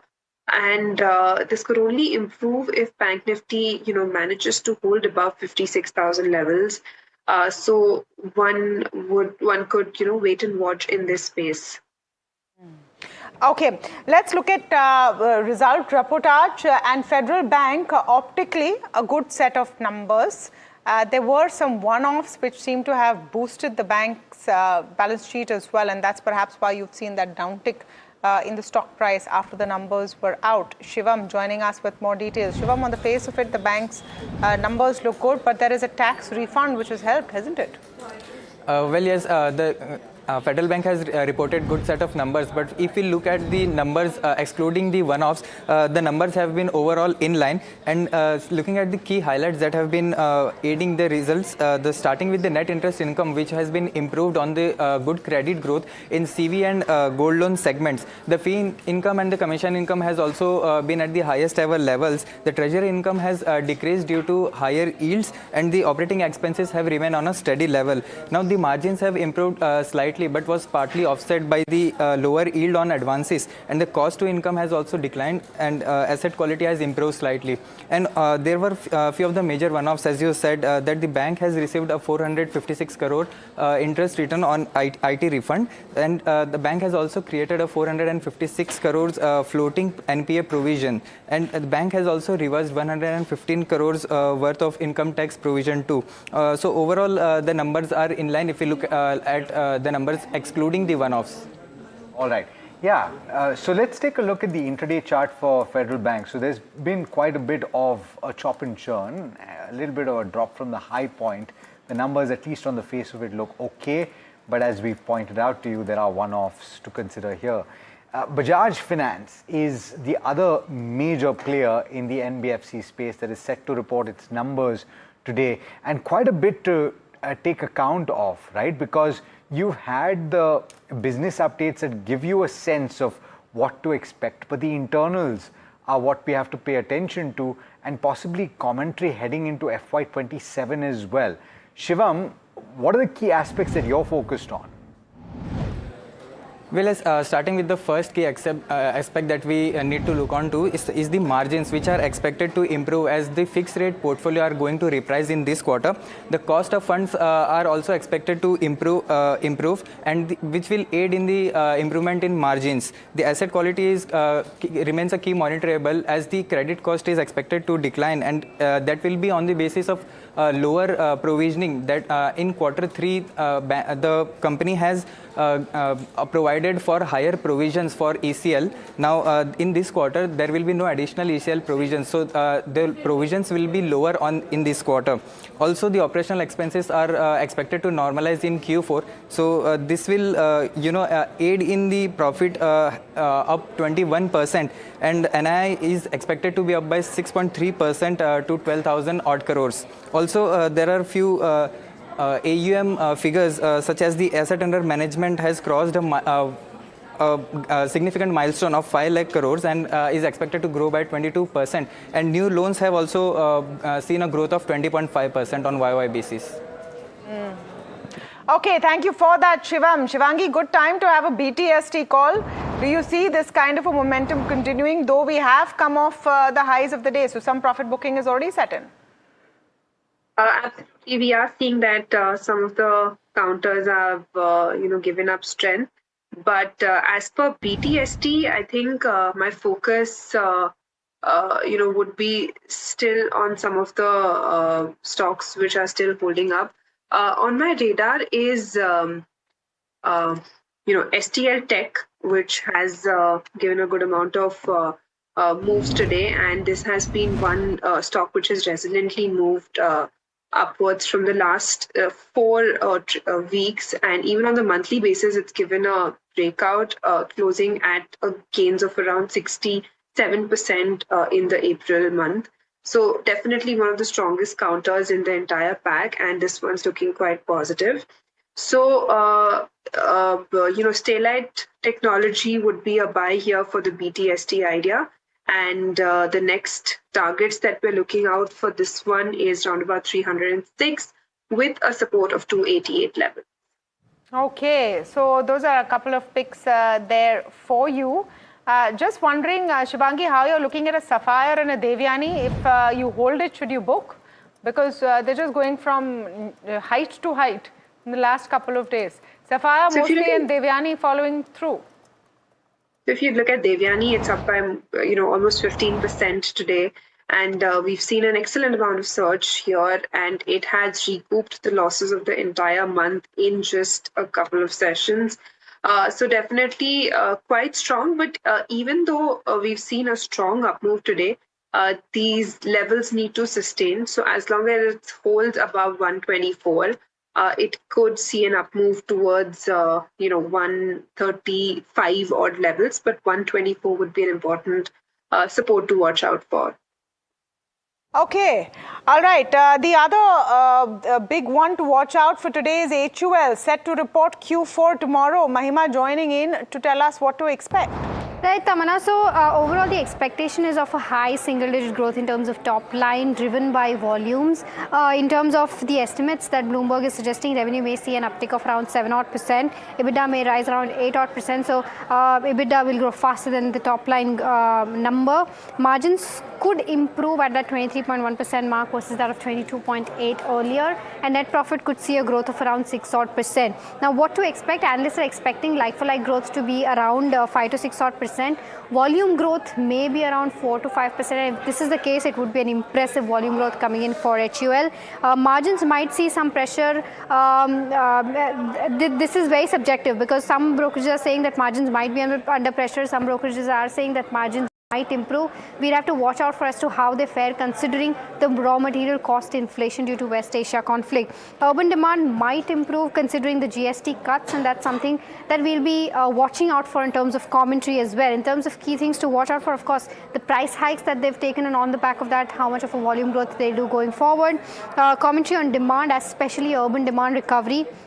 Impact overall of West Asia conflict, and overall impact of the harsh summers that we are expecting going ahead, because a lot of their revenue depends on rural demand, and that might get impacted because of harsh summers and lower monsoon. So this is the overall view of how and what you can expect from HUL Q4 earnings.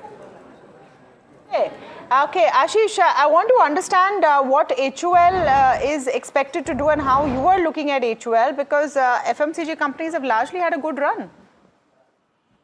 So generally, we are avoiding the broader, I would say, FMCG space, considering the way their volume pickup is happening, because we believe that most of these companies are facing challenges because of the volume uptick. So yes, maybe some realization improvement can lead to top line growth, but what we really need is the volume pickup, which is not happening. And if you look at the valuation front, most of these FMCG players are trading at 40-50 multiples. So that also makes the PEG ratio very, very expensive. So keeping this in mind, I think we are avoiding HUL for that matter at current levels. But within FMCG pack, I think one or two names which looks very promising. One is Marico, which has surprised on many fronts in terms of the volume uptick. So I think this is one stock within the FMCG basket which looks quite promising. Or maybe the new age platform companies could be a good proxy to play the entire consumption. So that's where companies like Eternal looks more promising, because there we expect the growth to be far superior, and we have seen numbers through this operating margin or EBITDA margin going to almost 4 to 5% can lead to serious re-rating in stocks like Eternal for that matter. Okay, Mahima, you're still with us. Another story that we put out and you're seeing the impact today is that lower end cigarette prices are set to rise after a hike in king size packets, isn't it? What are the details? Yes, Tamanna, so yet another hike coming in for these cigarette companies and the product, of course, as well. The expectations are, dealer checks are suggesting that the price hikes could be up to 17% for cigarettes in May 2026. The gold freight premium prices are expected to move from 115 per pack to almost 135 per pack. In terms of Classic Connect as well, the prices are expected to move from 390 per pack to 420 per pack, and similar price hikes can be expected going forward coming in from Godfrey Phillips as well. So both of these counters have remained in focus in trade today on the back of this news flow, and the expectations going forward could also be that further high price hikes could be taken because of the entire tax hike that the entire industry is facing. So this is the overall view of why all of these counters are buzzing in trade today. Absolutely, Mahima. And second round of price hikes, right? And already we were seeing that there was an implication on the volumes and on the kind of consumption that is taking place in cigarettes. Ashish, on ITC though, at 315, it's made a little bit of a comeback, but it's still a far cry from those 400 levels.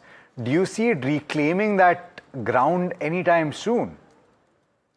So we don't expect it to, at least go till 400, but maybe some another 10 to 15% upside could definitely be not ruled out in ITC because cigarette volumes are picking up, and I think the way realization is also improving, it is going to benefit not just ITC but even a player like Godfrey Phillips. So I think both these companies could be beneficiary of this uptick which is happening into the cigarette volumes. But apart from that, the FMCG business is not doing so great. So I think we are paying a premium to just the cigarette business at current levels. And keeping this in mind, we need to understand ITC has significantly underperformed in the last 1.5 2 years, and it has seen a correction from 500 to almost 300 trajectory. So I think yes, at least in the shorter term, a 10 to 15% upside could not be ruled out. So there could be a good tactical upside which can be seen in ITC. Okay, so ITC also on track. What about some of these QSRs, Ashish?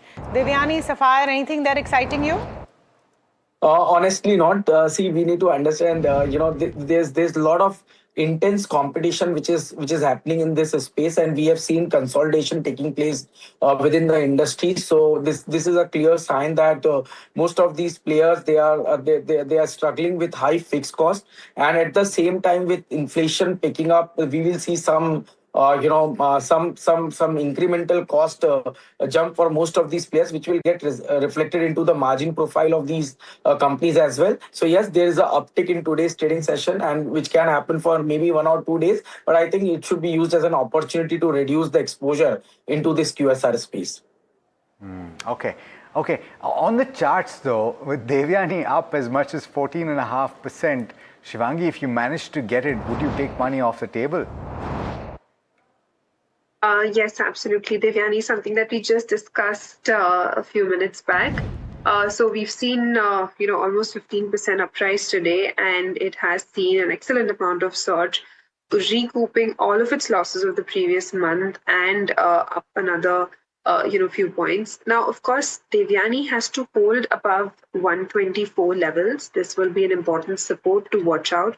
If it holds above the same, then we could see an up move towards 135 level.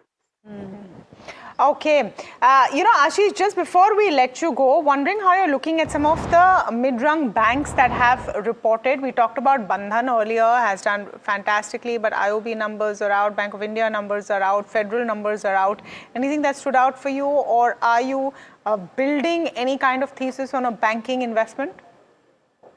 So see, we are heavy on the BFSI space, but particularly into large cap and PSU banking basket, where our belief is that most of these PSU banks, because they are trading at 1.1 time price to book, or even below 1 time price to book. But if you look at the credit quality, or also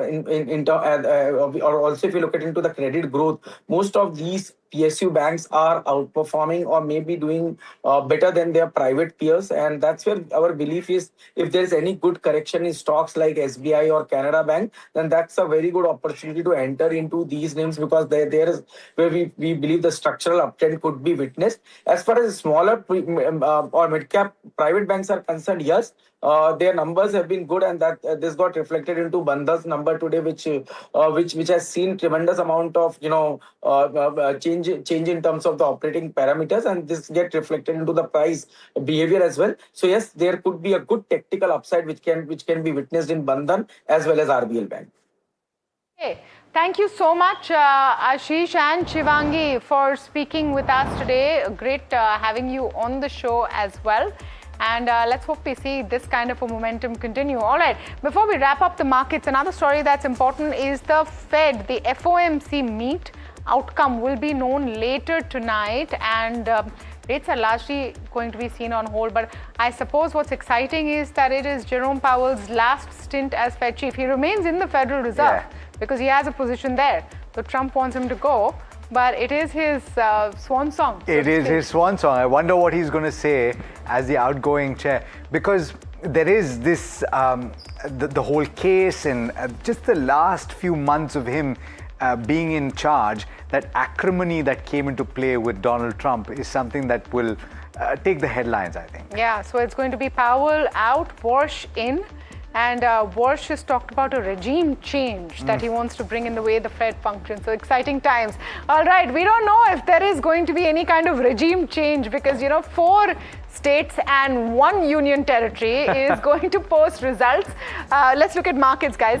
It's going to post results on the 4th of May. Exit polls will be out this evening. Watch it on the NDTV network, 24/7 India, whatever suits you better. Here's how markets are ending off its highs. A bit of a cut going there. Advance decline ratio is actually turned negative. Declines over advances now as we're getting into the close. Bank Nifty is dipped into the negative. So has the mid-cap 100. That's where the losses are. Pull up the intraday very quickly for the Nifty 50, the mid-cap and the small cap. Let's do that in succession. So Nifty 50 has actually lost lesser because the heavyweights have held up. But that's not seeming to be the case for the mid-cap, and it's likely the mid-cap banks because some of those results weren't too exciting which came in. So a big drop over there. The small cap has managed to hold on, done better than the others actually, about 0.5% down. And that is where the breadth is reasonably okay, and at the broader end of the spectrum as well. I just want to point out through the sectoral indices though, you will see a situation where the Nifty Bank is a significant underperformer sectorally. Not as much red on the screen than you would have thought, right? So you have a flat end to the Nifty Bank, and you have the PSU banking pack that's losing about 0.5% or so. What has worked is FMCG, is realty, is India defense. So a few things. I do want to also pull up the India VIX because heading into the last trading session of the week, and particularly with results on the election side also to watch out for, I wonder if people are going to take too many bets heading into next week. It's going to be a little cautious. The stomach this market seems to have for crude at 117 is amazing. It is. Because the reactions we saw even at crude at 104 and 105 a few weeks ago was very different. So that's how things change very rapidly, even though the ticks are the same. And we're closing with Brent close to 117 as we wrap up. The Nifty about 168 points in the green, 24,200, still too steep a hill to climb clearly. And the index closing below that, advanced decline showing declines on top. So tomorrow is going to be a wait and watch day. I think crucial to understand what comes out on the exit polls. Big picture, not going to make too much of a difference. This is a set of state elections at the end of the day. And sentiment. But sentimentally, there's always something that you want to look forward to. And everyone, post-market hours, what other fun than to look at election results or exit polls in this case. And then, of course, election results on the 4th. That's all the time we have. So from Alex, I, and the people who put the show together, thank you so much for watching. Meanwhile, exit poll night. The numbers will speak. Don't forget to tune in for all of our analysis across the NDTV network. Thank you for watching.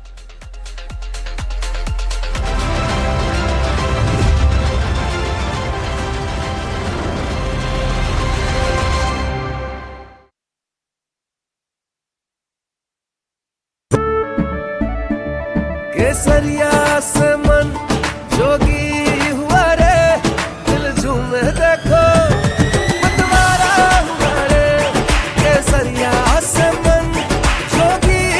हर पल मनाओ केसरी त्योहार। विमल, बोलो जुबान Kesari. Hi, I'm Tamanna Inamdar. Watch me on NDTV Profit, where I break down the day's biggest business stories. What happened, why it matters, and what it means for your money. Hi, I'm Neeraj Shah. Watch me on NDTV Profit for the most incisive market intelligence and meaningful corporate conversation.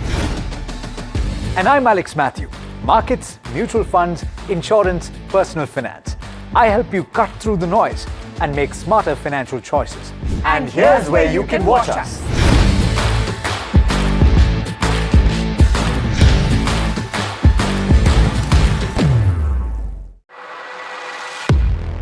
He has been tracking markets for over a decade, spots the trends before they hit the screen.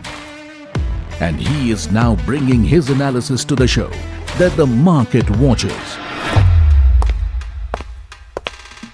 Watch Sharad Dubey on Know Your Company, a show that puts the most traded stocks under the scanner.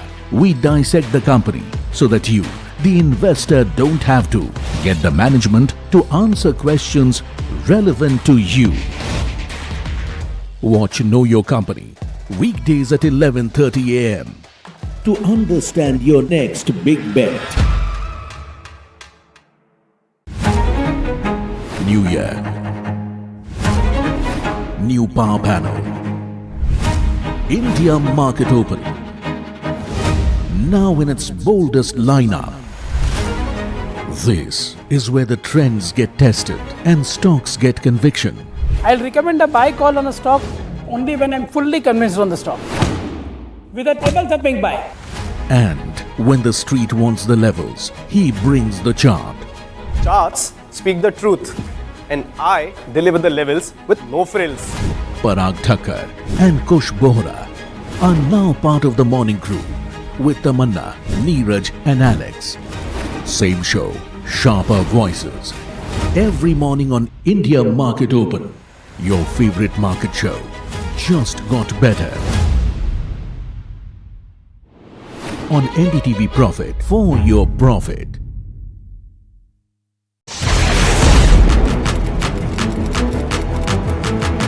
When the headlines move fast, perspective matters. On Editor's Cut, our editors come together with experts to distill the week's information blitz into clear perspective. Down the stories shaping the world, from markets and the economy to global conflicts and what lies ahead. This is where experience meets insight.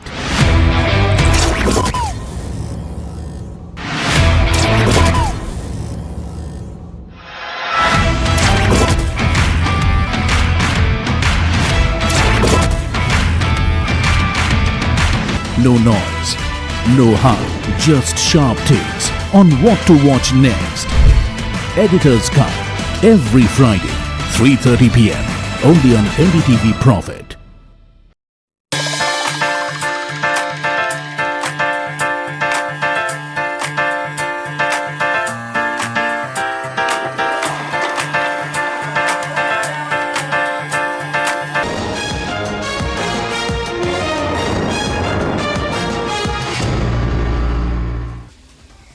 Good evening, you're watching Market Express with me, Shreyanti Singh, and this is a show that gets you a lowdown of everything that happened in today's trading day, be it news and updates from within the country as well as across the globe as well. Let's get straight into the show.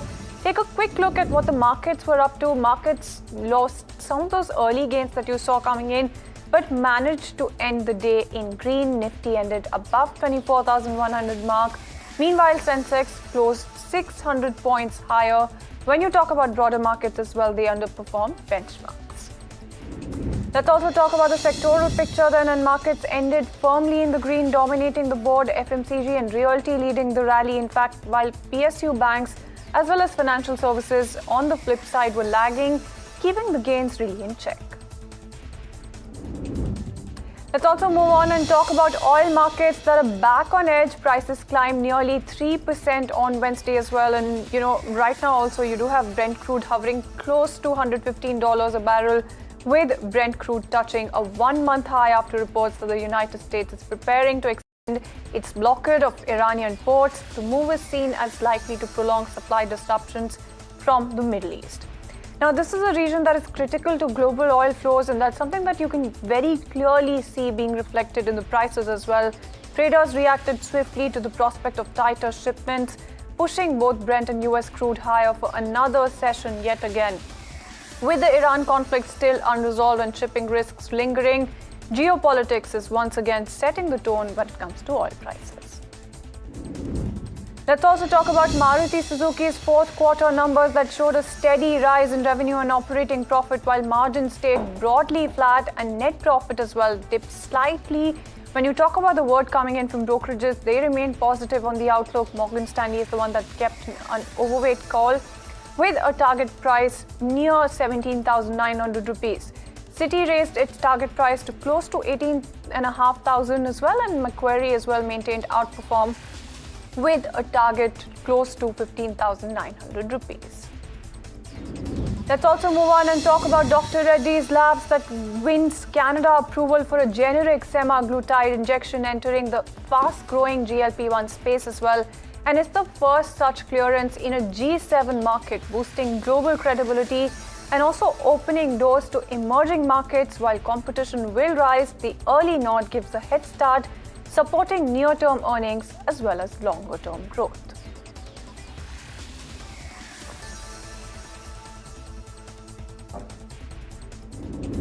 And with that in mind, let's also move on, talk about something like a Vedanta that's in focus, delivered a steady set of numbers for the fourth quarter.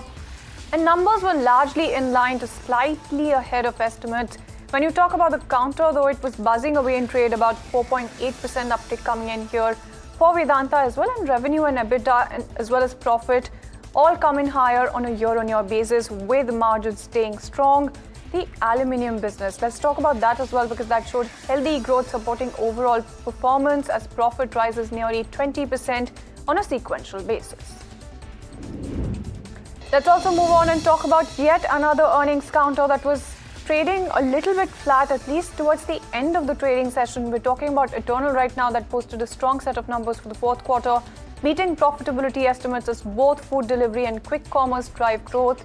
Margins improve with quick commerce really showing better unit economics, while other segments stay stable. Management stays focused on profitable growth, guiding for strong expansion in Blinkit with steady user additions and store rollout on track.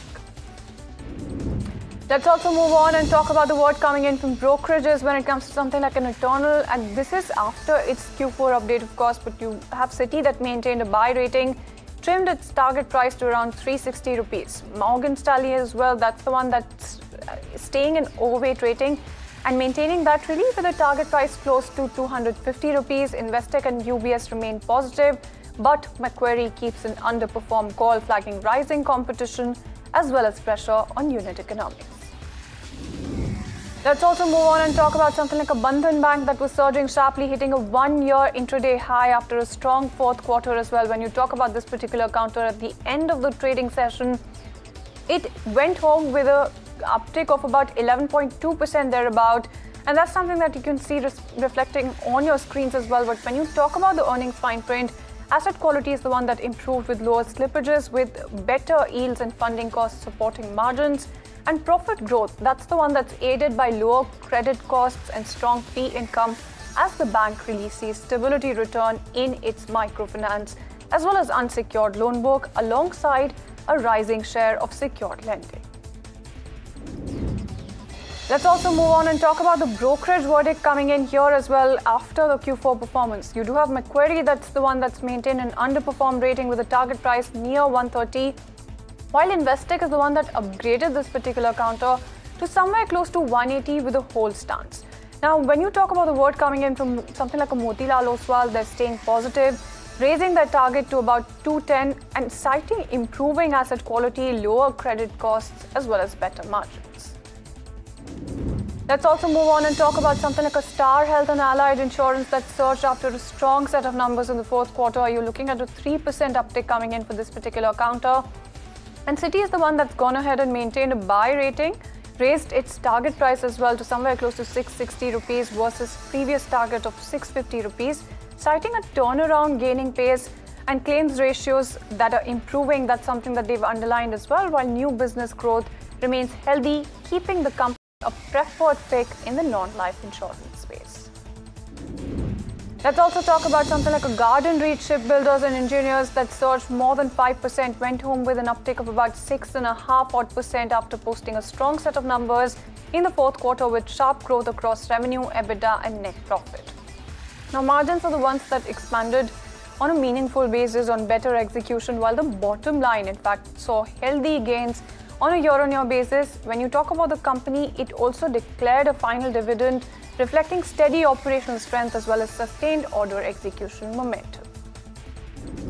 Let's also move on and talk about Greenply that also delivered its best quarter in several years with record revenue, operating profit and net profit as well. When you talk about the volume growth, that was quite strong, and that's both in the plywood as well as MDF businesses, along with improving margins, driving the outperformance, really pushing the stock to a 4-month intraday high, went with that uptick of about 11.7%, as you can see reflected on your screens as well. And when you talk about promoter buying, that's been a theme in recent months, also lifting sentiment while management stayed confident of double-digit growth as well as further margin expansion going forward.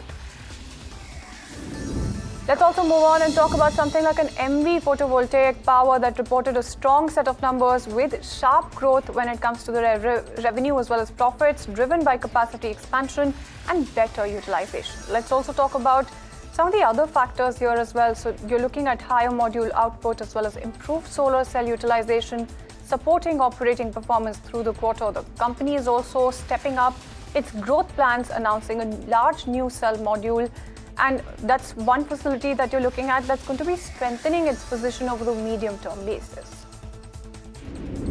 Let's also talk about CEAT that remains in focus after delivering a strong set of numbers in the fourth quarter with healthy growth in both revenue and profits. For the year, the company crosses a key revenue milestone supported by market share gains, then that's across the replacement and the OEM segment. So those are the two segments that you're looking at here. Margins stayed firm as CEAT leans on pricing actions and tighter cost control as well to manage supply really, and that's something that you're looking at aside from the raw material challenges. Let's also talk about Sterlite Technologies that reported a strong set of numbers in the fourth quarter with sharp growth also that you were looking at across revenue, operating profit as well as net profit. So all three of these metrics, margins improved on better operating performance even as leverage remains on the higher side.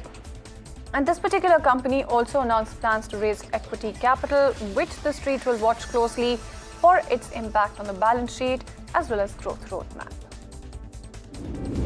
Let's also move on and talk about Motherson Wiring that posted a strong top-line growth in the fourth quarter, but margins came under pressure, and that's something that you see reflected, that mixed set of performance with that flat sort of performance for the stock as well. Operating profit, that's the one that grew only marginally as higher copper prices dent margins, leading to a miss on estimates. Delays in ramp-up at new plants, including the Pune facility, also weigh on utilization. Now, in terms of the word coming in from brokerages, they're staying positive on the long-term story at least, but still they're flagging near-term margin headwinds.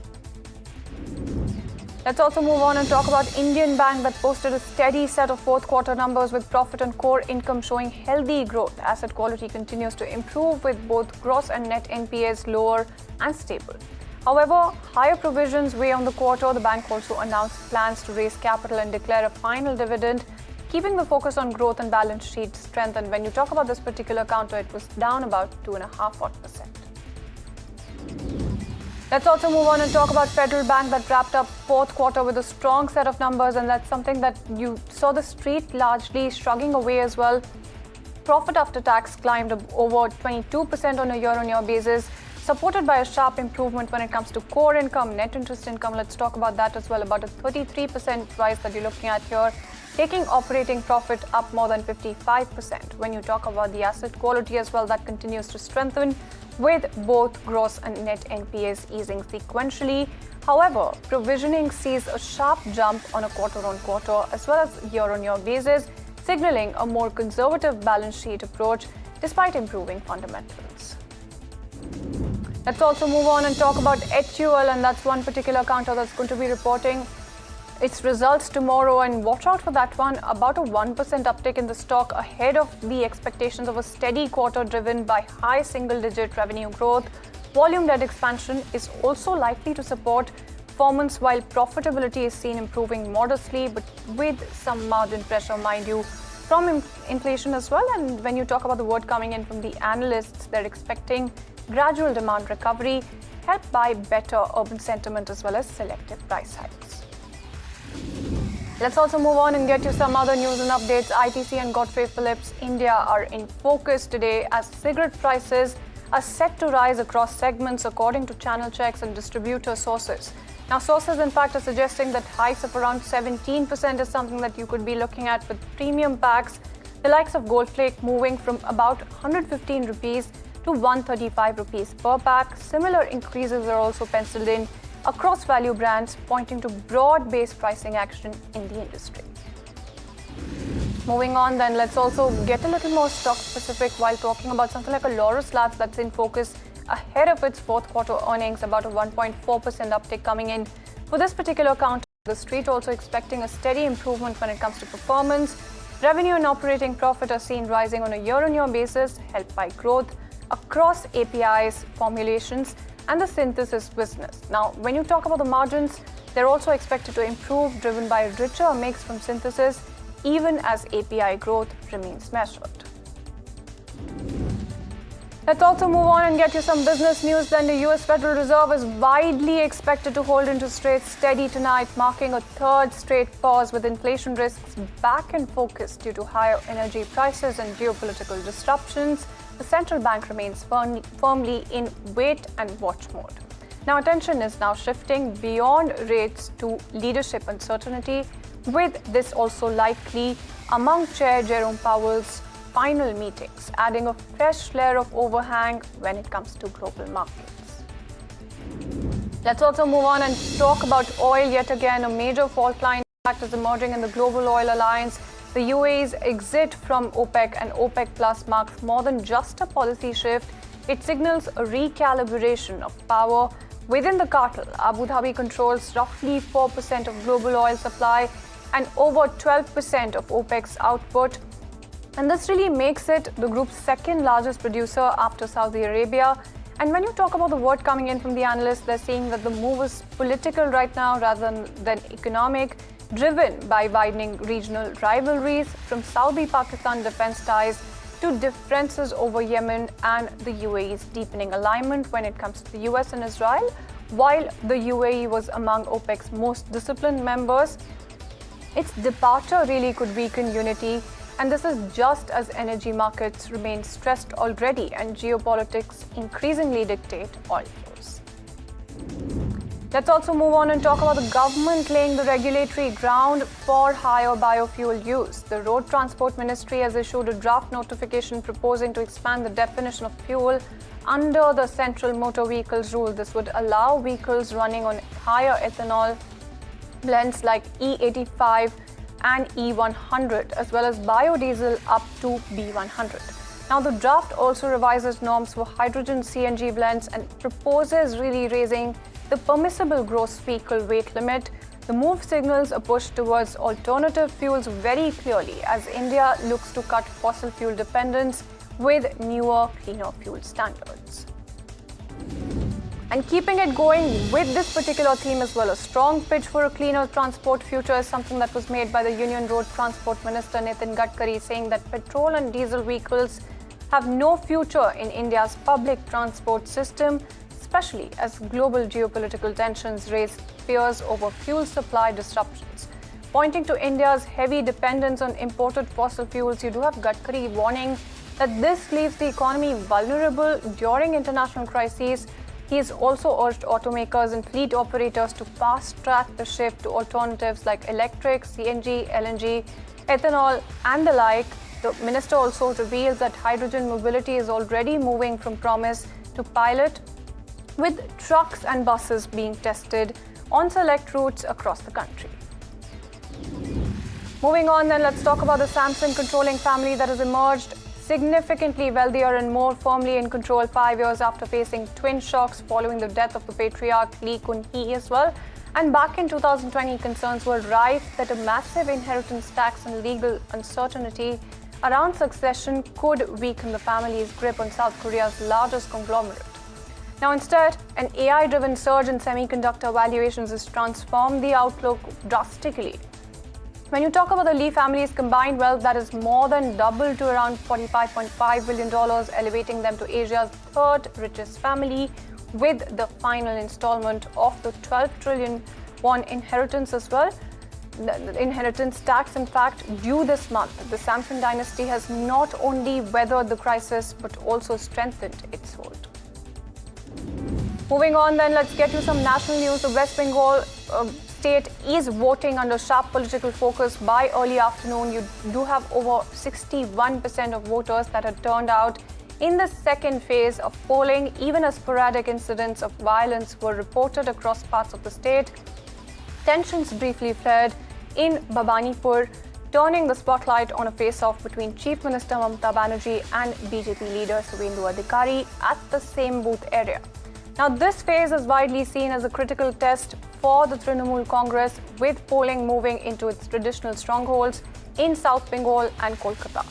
Now, the final round of voting is now underway, and that's across 142 assembly seats in 7 districts, with results due on May 4th. Now, that's something that you're watching out for on the political front as well, but let's also talk infrastructure right now. PM Modi has inaugurated the Ganga Expressway, Uttar Pradesh's longest expressway and one of India's biggest greenfield road projects. Built at a cost of over 36,000 crore rupees, the 594-kilometer 6-lane corridor links Meerut to Prayagraj across 12 districts. Now, this is designed as an access-controlled highway and expandable to 8 lanes. The project aims to slash travel times and transform connectivity in the state beyond mobility. The Ganga Expressway is envisioned as an industrial and logistics corridor, anchoring economic development across the heart of Uttar Pradesh, with Chief Minister present at the launch.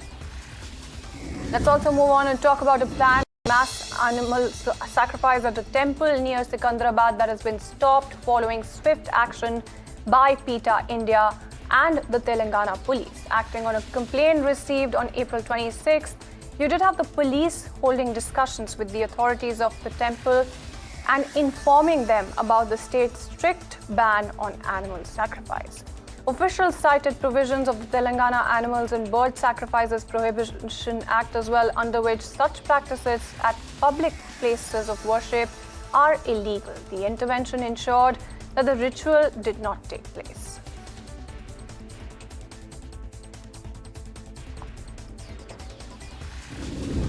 Alright, and that's some national news as well, but let's keep it going with some more news coming in from the south of India. Protests have erupted across Kerala over undeclared power cuts, with angry consumers taking to the streets in the early hours. Now, this is in the Thrissur district as well, and residents marched to the division office past midnight after hours of outages, with demonstrations continuing till Wednesday morning. Protesters even lay outside and inside the premises, also demanding immediate restoration. Although officials cited a technical fault in a major feeder line, tensions in fact remained high. Similar protests were reported from Kozhikode and Nadappuram, highlighting growing public frustration over repeated power disruptions. Moving on to the word coming in from the Supreme Court then, that has ruled that existing laws are adequate to deal with hate speech, declining a plea to classify it and rumor mongering, in fact, as separate criminal offences under the penal code. Now, the court said that constitutional courts cannot compel Parliament to legislate, and stressed that the real problem lies in enforcement, not really a legal vacuum that you're looking at here, and that's the word coming in from the Apex Court. The petition filed in 2021 by advocate and BJP leader Ashwini Kumar Upadhyay was dismissed, with the bench pointing to existing provisions and prior directions requiring police to mandatorily register cases in hate speech matters. Moving on then, let's get you some international news now. Iran-backed hackers have reportedly leaked personal data linked to thousands of US Marines deployed in Middle East as well. And the US Defense Department, in fact, is investigating the breach, with early findings indicating that some of the information released is authentic, according to the Wall Street Journal, and that's the reports that are indicating this. But troops in the region also received messages on WhatsApp warning that they were under surveillance, though officials are still assessing the scope and impact of the incident. Now, the hacker group, in fact, has claimed access to additional details related to US personnel and their families also. Separately, US President Trump said that Iran has reached out to Washington, describing the country as being in a state of collapse and seeking the opening of the Strait of Hormuz, pointing to parallel cyber and diplomatic developments.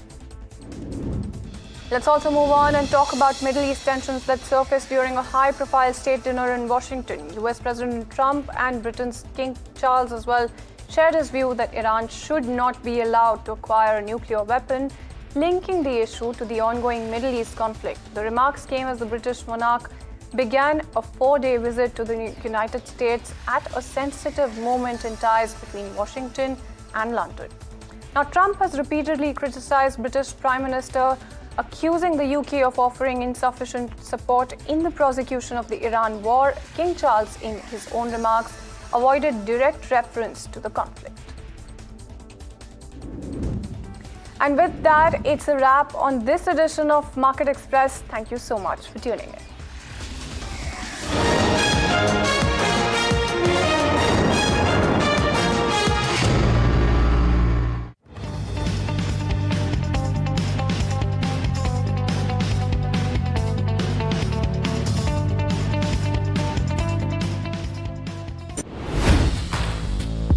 Hi, I'm Tamanna Inamdar.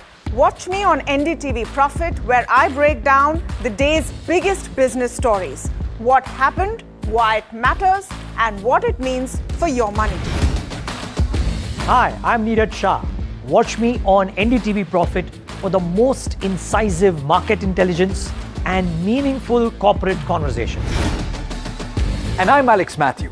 Markets, mutual funds, insurance, personal finance. I help you cut through the noise and make smarter financial choices. And here's where you can watch us.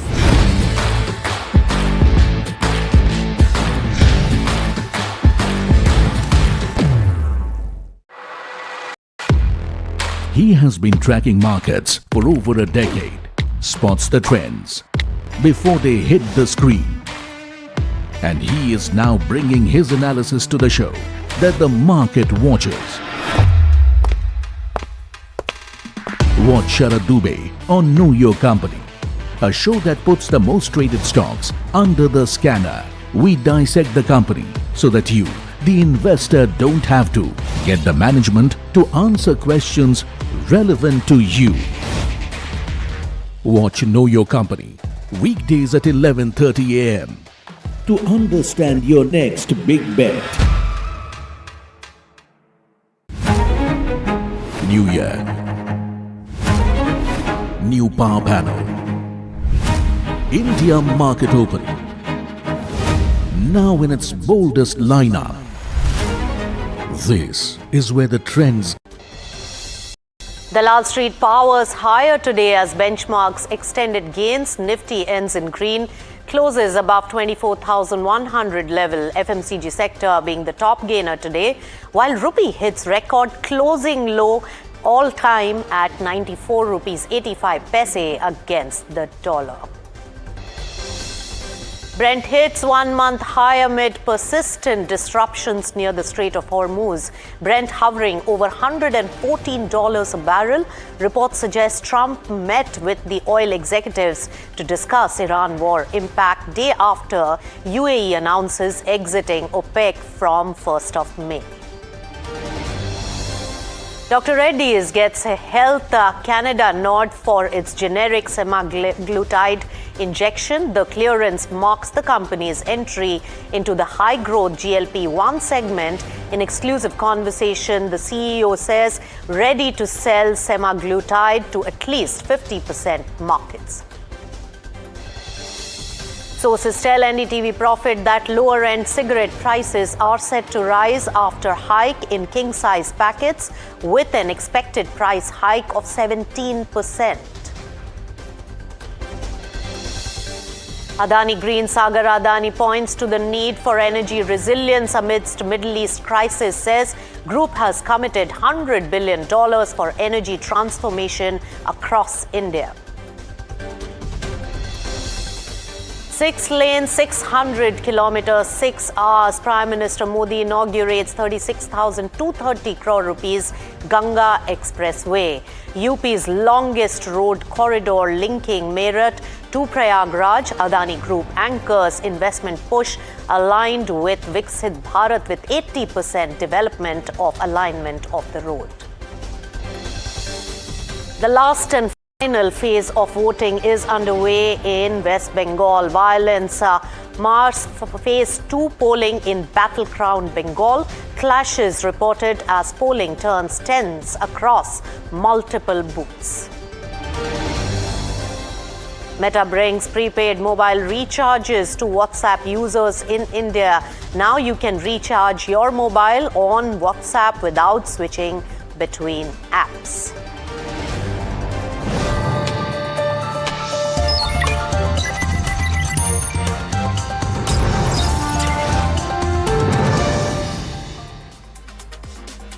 Hello and welcome. You've tuned into Profit 360. I'm Nisha Poddar. Let's take you through all the developments of the day that you must know about over the next 30 minutes. First of all, beginning with the markets, well, bulls took charge on the Lal Street today, with Nifty and Sensex really gaining over 1%, and broader markets also advanced but lesser than the benchmark indices. In fact, the mid-cap especially swung to the negative zone. Now, buying interest today was predominantly visible in real estate, FMCG, as well as the auto stocks, while most of the sectors remained in the green, and some of the big boys coming in from the types of Bharti Airtel, Reliance Industries, and the IT pack were the top contributors.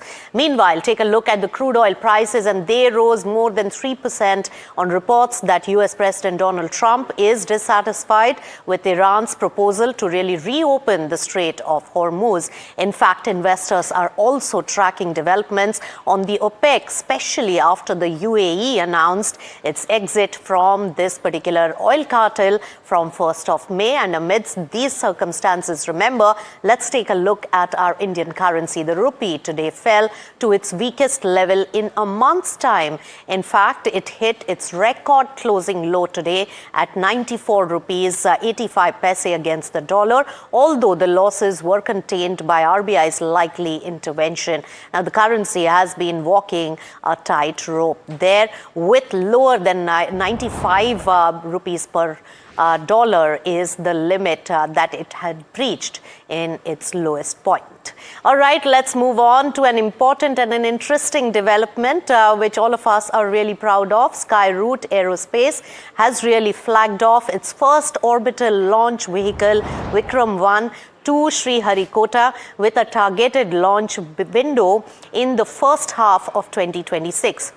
Now remember that this marks a historic first, an Indian private company really preparing for an orbital launch vehicle developed entirely in-house. What does this really milestone mean for Skyroot Aerospace, and also what does it really signal for India's fast-growing private space sector? To discuss this and more, I'm joined by Skyroot Aerospace co-founder and CEO Pawan Kumar Chandana, who's joining in. Pawan, it's always a pleasure to welcome you on NDTV Profit. What a big feat. What does this mean for the aerospace capability of India? First, take us through that.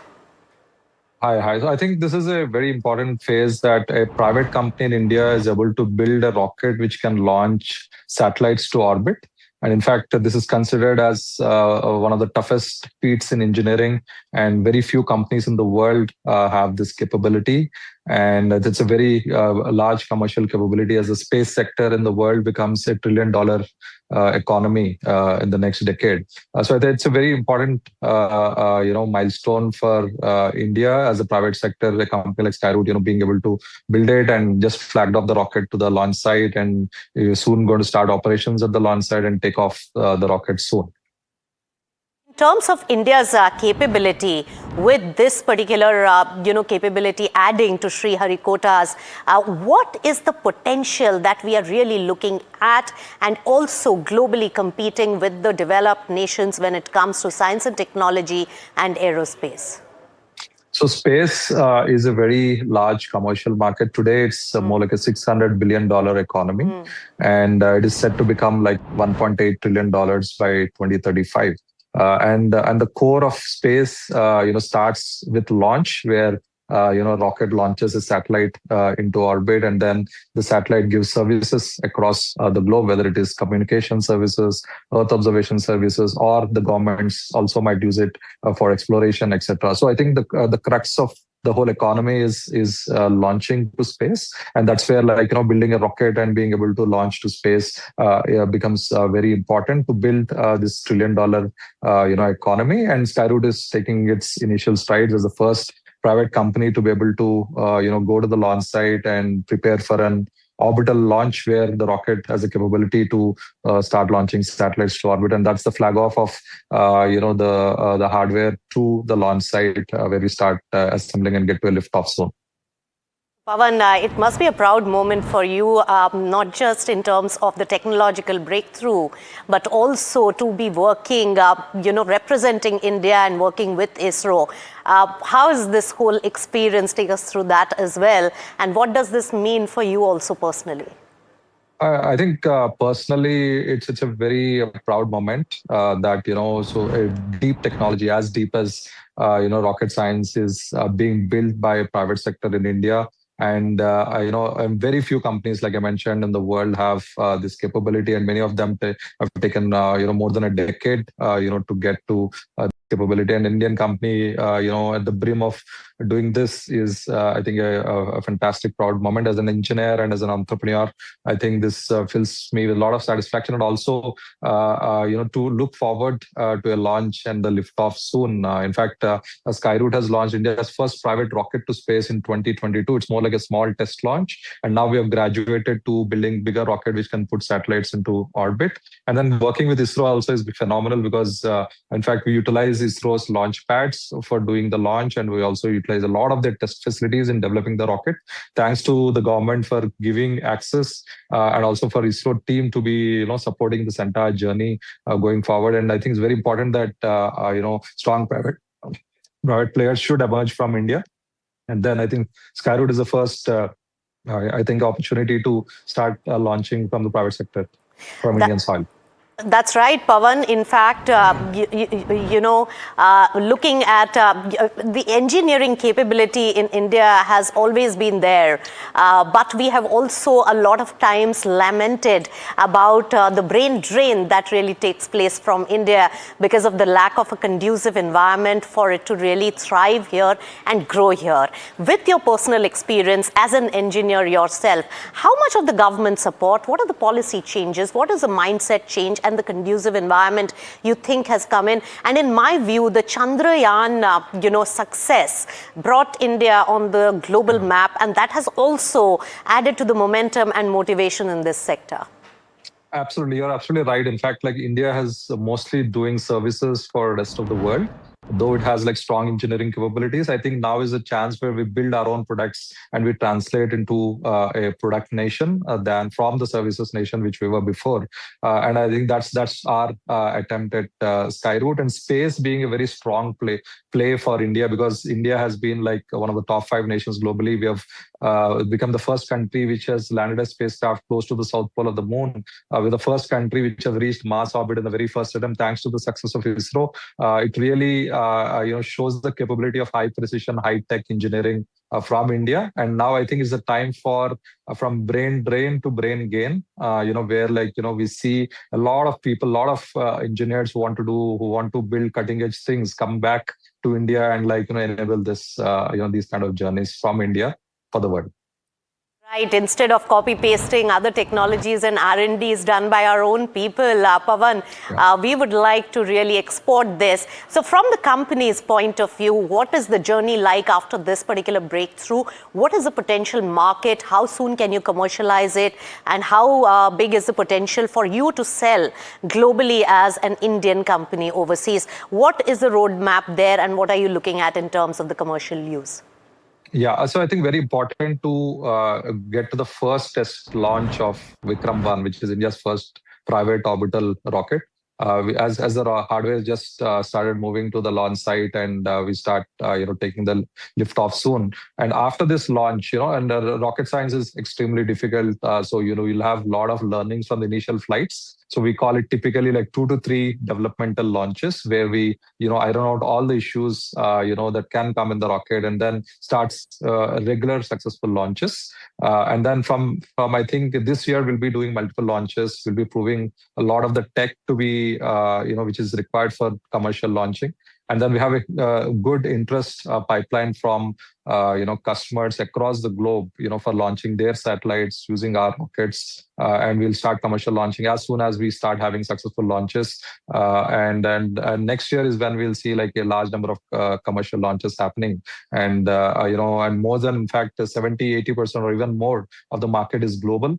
And then the amount of launch capability available in the world itself is less number of players doing this, and we need more and more players to do it. And Skyroot, being one of the will be hopefully like one of the key players driving more and more launches in the future. All right, so one breakthrough and then a lot of things will fall in place for you, Pawan, on this journey. But as an engineering talent yourself, and you have converted and crossed over to the other side, and I know that how difficult it could really be. What would be the certain challenges or suggestions that you want to put forth which can make things easy for many other entrepreneurs like yourself to come in this space and make their breakthroughs as well? Any suggestions? Yeah, absolutely. In fact, many engineers think that, they are engineers and they should focus on the technology. But in fact, like entrepreneur is nothing but a problem solver, and engineering is also problem solving. So I think, and in fact, like using the same scientific method to solve problems is the same way in which even you can solve a business as well. So I think first thing is to break the mindset that engineers should only do tech. In fact, like they can be phenomenal entrepreneurs. So I think it's very important to take that first step. If you see even globally, the best engineers have become the best entrepreneurs as well. And in fact, like brought together other engineers together, and then build great things and great companies across. So I think the first major thing is to take that, leave the comfort zone, take the first step, and build your idea from scratch, and then and never stop. I mean, like, of course, being an entrepreneur and building a company is never easy. Yes. You persist until you succeed, and I think engineers can make great entrepreneurs, and I think you should take the leap of faith and start the journey with your idea. All right, Pawan, well said there. And of course, we know that how entrepreneurs need a lot of grit and determination and a lot of perseverance. And that's great. In fact, we are rooting for Skyroot's success with ISRO in that first launch. All the best to you and your team. Pawan Kumar Chandana, thanks so much for speaking to NDTV Profit. All right, so that was an interesting conversation. Let's move back to what's happening on the oil front. In fact, a major fault line really appears to be emerging within the global oil alliance. The United Arab Emirates, which is UAE, has reported exit from OPEC as well as OPEC Plus, and that signals more than just a policy shift. It points to a broader recalibration of power within the oil cartel. In fact, to discuss this, Somit is joining in to get us all the details on this development and what it really means for this sector. Somit. Yes, UAE is quite an important partner when it comes to OPEC. It produces nearly 3.5 million barrels per day of oil and has been making investments to increase this production capacity to nearly 5 million barrels by 2027. Now, this was before the war started. UAE is around 4% of the global oil supply, 12% of OPEC supply, and second largest player after Saudi Arabia. Now, analysts believe the reasons for this exit may be more political than pure economic. There has been regional rivalry that has been growing as per analysts, and multiple issues is what they have cited, like Saudi Arabia made a defense pact with Pakistan. Saudi Arabia and UAE are not on the same page when it comes to the Yemen strategy, and UAE is also getting closer to Americans and the Israel. And this is not the first time someone has quit from OPEC, but UAE was its most compliant with the production quota in the past. So this might impact oil prices going forward. Now, this could also weaken OPEC's cohesion at a time when global markets are already